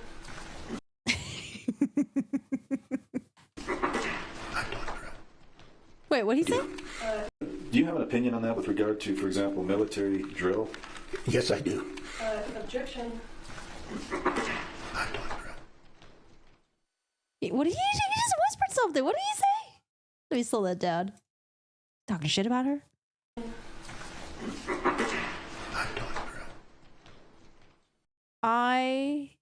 Something the drill. Objection. I've done the drill? I've done the drill?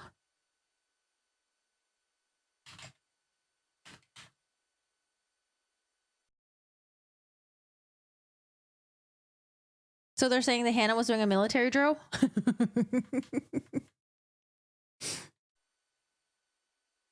Sir, I'm going to yet another objection, withdraw that question. And that's all the questions I have. Oh, Dave Bowles. Cross-exam. So weak.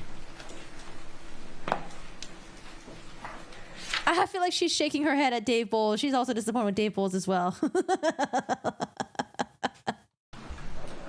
Look at her. Dave Bowles, you could have done better. All right, here comes the state. Oh, God, she's scary. Mr. Kuski.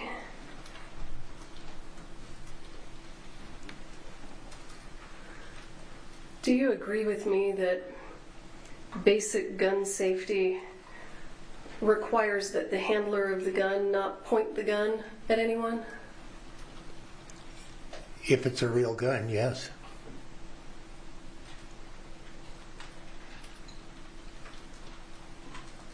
Do you agree with me that while you were sitting here in the courtroom, you pulled out a gun and you pointed it at the judge? I do not. You disagree? I pointed the gun into this space up here, never directly at the judge. Well, that's because the bailiff came and intervened. Oh my God, I didn't know she was going to ask that question. Do you agree that basic gun safety requires that you keep the muzzle of the gun pointed down for safety? Not at all. A gun may be pointed, as any hunter education class like I taught, may be pointed up, may be pointed back, may be pointed cross arms, as in the military, may be pointed at the ground, may be put in something like a military stance, such as order arms with the butt on the ground and the piece right under your arm. So, no. And to further, in a cross draw or any of the... No, I'm not talking about a cross draw, thank you. Do you agree that when you pulled that firearm out and pointed it in the direction of the judge, the deputy standing next to you had to intervene and grab the gun and point it down? I want to object.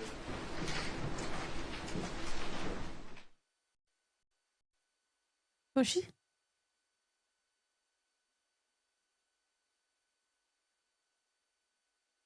Dude, he looks so pissed. I think he just like yelled something at the attorney. Ah, why is it silent? I want to hear the sidebars. God damn it! Because I don't know if he's included in this conversation. If maybe he's just listening and he's just like chiming in, which wouldn't be a good idea.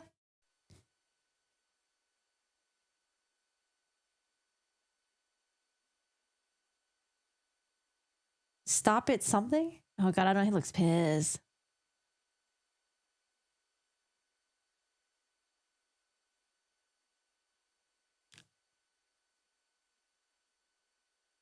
That's what I was thinking. I was like, maybe he says, no, I did not, but I feel like the mouth doesn't match.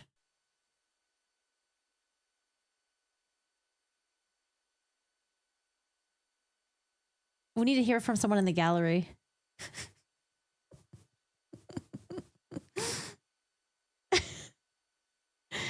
I mean, you know what? Maybe we remembered incorrectly. Mr. Kuski, have you ever been qualified as an expert in firearms safety in a court of law? No. Have you ever worked on criminal cases before? Yes, I have. Have all of the cases that the criminal cases that you've worked on, has Mr. Bowles been the attorney in all of them? Not at all. Not at all? No. Uh-oh. Look at the way she went to go get her laptop. Look at that attitude. She said, hold up, let me pull up my receipts. Mr. Bowles, are you okay? Let me clarify my question. Have you worked on criminal cases related to the securities industry? Yes, I have. Okay. Other than, and you're an investment banker, correct? Not exactly, but sufficient name for it. Okay. And other than working on criminal cases having to do with securities, do you agree with me that the only other types of criminal cases you've worked on have all involved Mr. Bowles? I do not. Isn't it true, sir, that you provided a pretrial interview in this case on November 29th, 2023? Yes. And isn't it true that during that interview, my investigator, Mr. Rice, asked you, is Mr. Bowles the only attorney that you've worked with? And your response was, outside of the securities industry in the past, yes. Yes, and I have worked since then, and I have worked prior to that confidentially with cases before the United States Navy and other cases which were criminal, and I believed you were speaking only of what's going on here. If you'd like to hear the other ones, I'm very happy to tell you. I worked, for example, with the Monterey Sheriffs. Is there a question? No, there isn't. There is not a question on the table right now.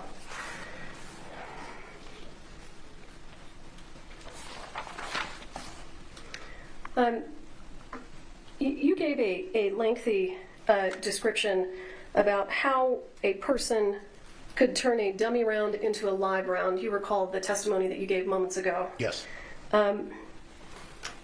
I want to talk to you about doing the opposite, okay? I want to talk to you about taking a live round and turning it into a dummy round. Okay. Okay? Do you agree with me, sir, that the first step is you would place the live round in the inertia puller and smack it so that the projectile separates and the powder comes out? Yes. And at that point in time, you are left with an empty casing, a projectile, a pile of gunpowder. But the problem with your casing is that it still has a live primer, right? That's right. So in order to make the primer inert, you can take that empty shell casing with that live primer, you can put it into a firearm, and you can fire it. Correct. And now I've made the primer inert. There is another way if you wish to hear. No, I appreciate you, though. But Thank you. Yes, I agree. You agree that what I'm saying, it can be done. Can be done. And then after I've fired it and I've heard the pop, knowing that the primer has now been made inert, I can take that projectile and I can just put super glue on it and stick it back into that casing. Well, you couldn't normally without expanding the case. That's what I was talking about when you do a sizer. You could expand the case with a sizer, because what's going to happen in many cases, and I can't say every one because I've never done super glue, is it's very difficult to get a bullet into a case that hasn't been expanded and sized. You could try it. I can't guarantee it'll work. Sure, I mean, you can take the empty shell casing and you can put it on top of a projectile, and you can take your inertia puller or a hammer and just tap it down. An inertia puller is made out of plastic. It is not for tapping anything down. But you could take a hammer, but what's very likely to happen is you'll bend the case beyond all use and recognition, and it can't fall in. That's why you expand cases in the process. You could try it. I've never beaten any bullets. Some bullets are very, very hard, some are soft. So it is possible with a soft lead bullet that you could maybe not bend your case and maybe not shave off your bullet. Possible. And isn't it true, sir, that the live ammunition found on the set of Rust in fact had soft lead bullets? I didn't measure the lead, so there's something called... Wait, so this is convicted. She faces up to 3 years in prison. I thought she only faced 18 months. 3 years? Hang on. I appreciate your response. In fact, sir, you have never actually viewed the live rounds that are in evidence. You've only seen pictures of them, isn't that correct? So you haven't taken them and looked at them, right? I've taken all the pictures and looked. That's it. Okay, but you watched the testimony of our expert, Mr. Haig. Yes, I did. And isn't it true that Mr. Haig testified that the projectiles from the live rounds found on the set of Rust were soft lead? I didn't hear soft, but lead, certainly. They weren't copper jacketed, correct? No, not copper jacketed. And he also testified that because they were lead, and lead is a soft metal, that's the reason that that projectile became so damaged when it went through Ms. Hutchins and into Mr. Souza. Absolutely. That's called ballooning. All right. Thank you, sir.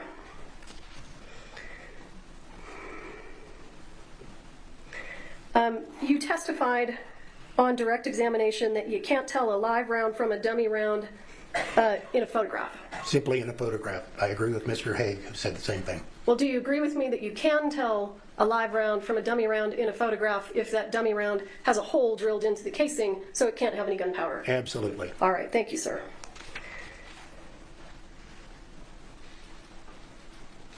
And in your review of the case materials, sir, you understand that live ammunition from PDQ props was sent to the FBI, and it was determined to be substantially different than the live rounds found on the set of Rust. I do. You gave an opinion earlier that... Yeah, I was confused because the law and crime, the little ticker, it says she was facing 3 years. I was like, what? Where did 3 years come from? Did I have it wrong this entire time? You believe that the live rounds were hand loads. Yes, you recall I do. that? Yes. And I just want to be clear, you're giving that opinion just from looking at photographs, not from going to the evidence room, taking the evidence, handling it in the way that Mr. Haig did. Yes, All right. and for Mr. Haig's testimony as well. Okay. I'll pass the witness. Your Honor, I don't have any follow-up questions. No, Mr. Bowles, you ain't got This nothing? witness is excused, thank you. May I help you with these? He's like, thank God. Wait, is that a Stanley Cup? Oh, is that the Stanley Cup that we've been talking about all this entire time? I can't tell. Might be. This guy's like, get me out of here. And the next. Bye, Frank. And my hammer. I don't know. It was my understanding that it was 18 months total for both.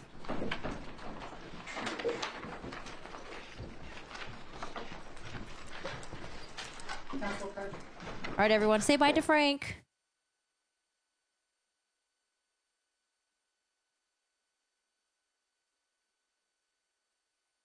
Bye, Frank.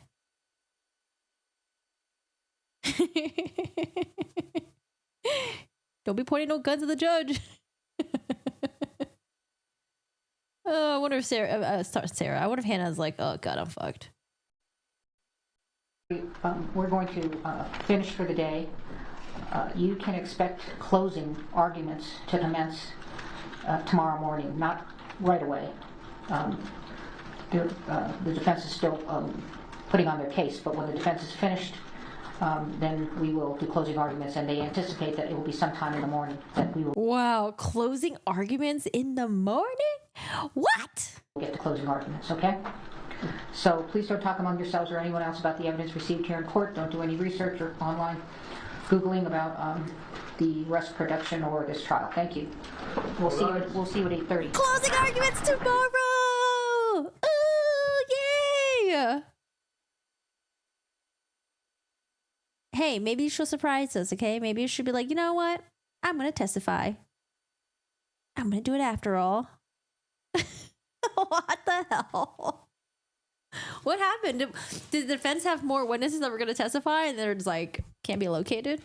I mean, there's going to be some other people that are just going to testify. I don't know how many people though.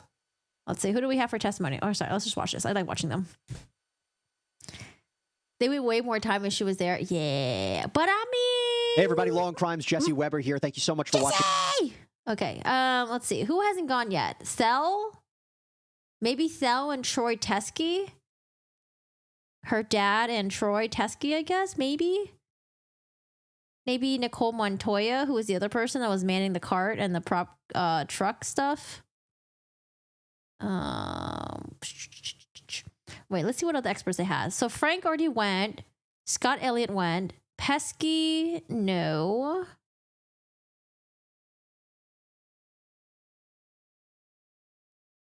Hannah, the polygraph person. No, please don't let the polygraph guy testify, please. We can have a ruling before the week. I think we will have a ruling before the weekend. Man, okay, so where are you guys at right now? Do you guys think Hannah is responsible, not responsible? You're not sure yet. You need to hear from more witnesses. Where are y'all at? Listen, I tried to give the defense open ears, okay? I tried, but oh my lord. It's not looking good. The defense is like, okay, we got this absolutely none of a gun expert. It will make Hannah look very... Oh, wait, actually, I do want to go back. Let's see. Let's see if he really was... let's see if he was pointing the gun at the judge. Was that before lunch break? No. Sorry, this is the PI, which I liked. I like the PI. Okay, this is the new dude.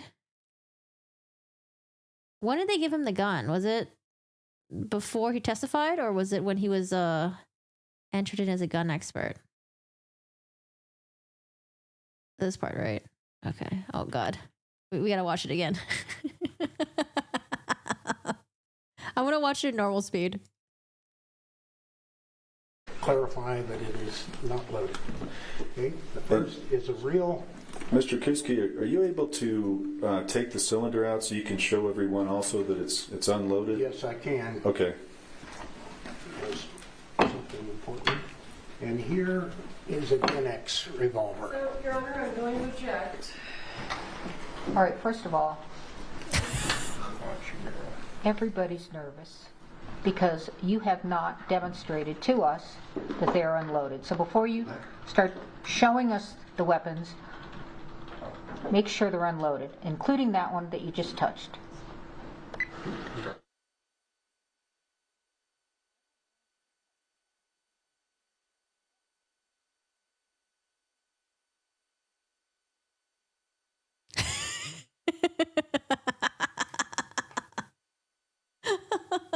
I'm actually surprised that she caught that.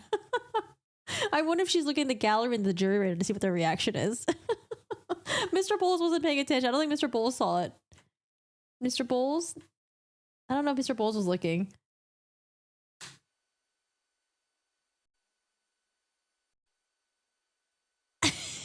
We might have saw a little bit of it. Oh boy. Okay. All right. Well, I will see you guys mañana. I'll see you guys tomorrow. Tomorrow we'll have closing arguments. I think the defense said that I think the defense said they're gonna still have some witnesses or witness that's gonna testify. Maybe they'll change their mind. How the deputy has intervened. I know. Now he went up there and he was like, "No, I didn't point at the judge." And then she's like, "Didn't the deputy have to intervene?" He's like, "No, I don't know what you're talking about. It wasn't me." All right, guys. Well, damn, what a day. I mean, today was like, it was mostly like, and then I got kind of bit exciting towards the end. But I will see you guys tomorrow for day 10 of the Hannah Reid trial. We'll see who's going to go up there and testify. And then we'll have closing arguments. Oh, man. I feel like the only time when things got really juicy for the defense was opening arguments. When Mr. Bowles went up there and he gave us this other theory of Sarah Zachary and Seth Kenny fucking with the evidence, I was like, oh, this is interesting. And then it just went downhill from there for the defense. I don't know. It would just, yeah. Thanks for the stream. Yeah, guys, thank you so much for hanging out with me on Twitch, on YouTube. I appreciate you guys being here.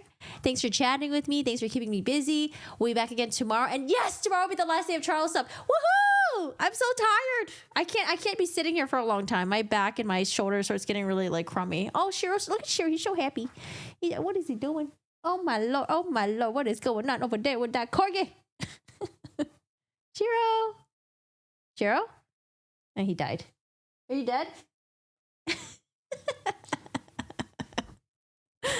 Shiro's making a happy dance. He's excited.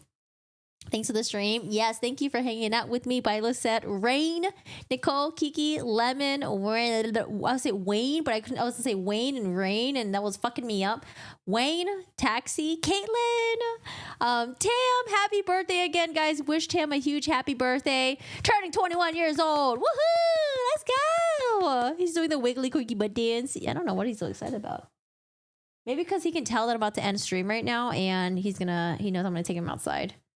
Oh, but we had pest control come by and did their pest thing, so I don't think I could take him running around in the yard. Oh, wait. Before I go, hold on. Yo, can we watch this? Oh my god, this is so... Wait, don't go yet. This is so stressful. Hold on. We have to watch this. I was watching this, Oh, actually, no, no, just kidding. Let's watch it tomorrow, okay? Because tomorrow we'll have a lot of time. There is a body cam footage I want to watch with you guys. Dude, it is so stressful. Very stressful. But we'll watch it tomorrow. All right, y'all. I hope you guys have a good one. Take care. I'll see you later. And we are posting some shorts on the YouTube, the TikToks. Check them out. And yeah, thanks for hanging out. I hope you guys have a good one. We'll watch the body cam video tomorrow. Bye, Tim. Happy birthday. Yes. All right, guys. See you later.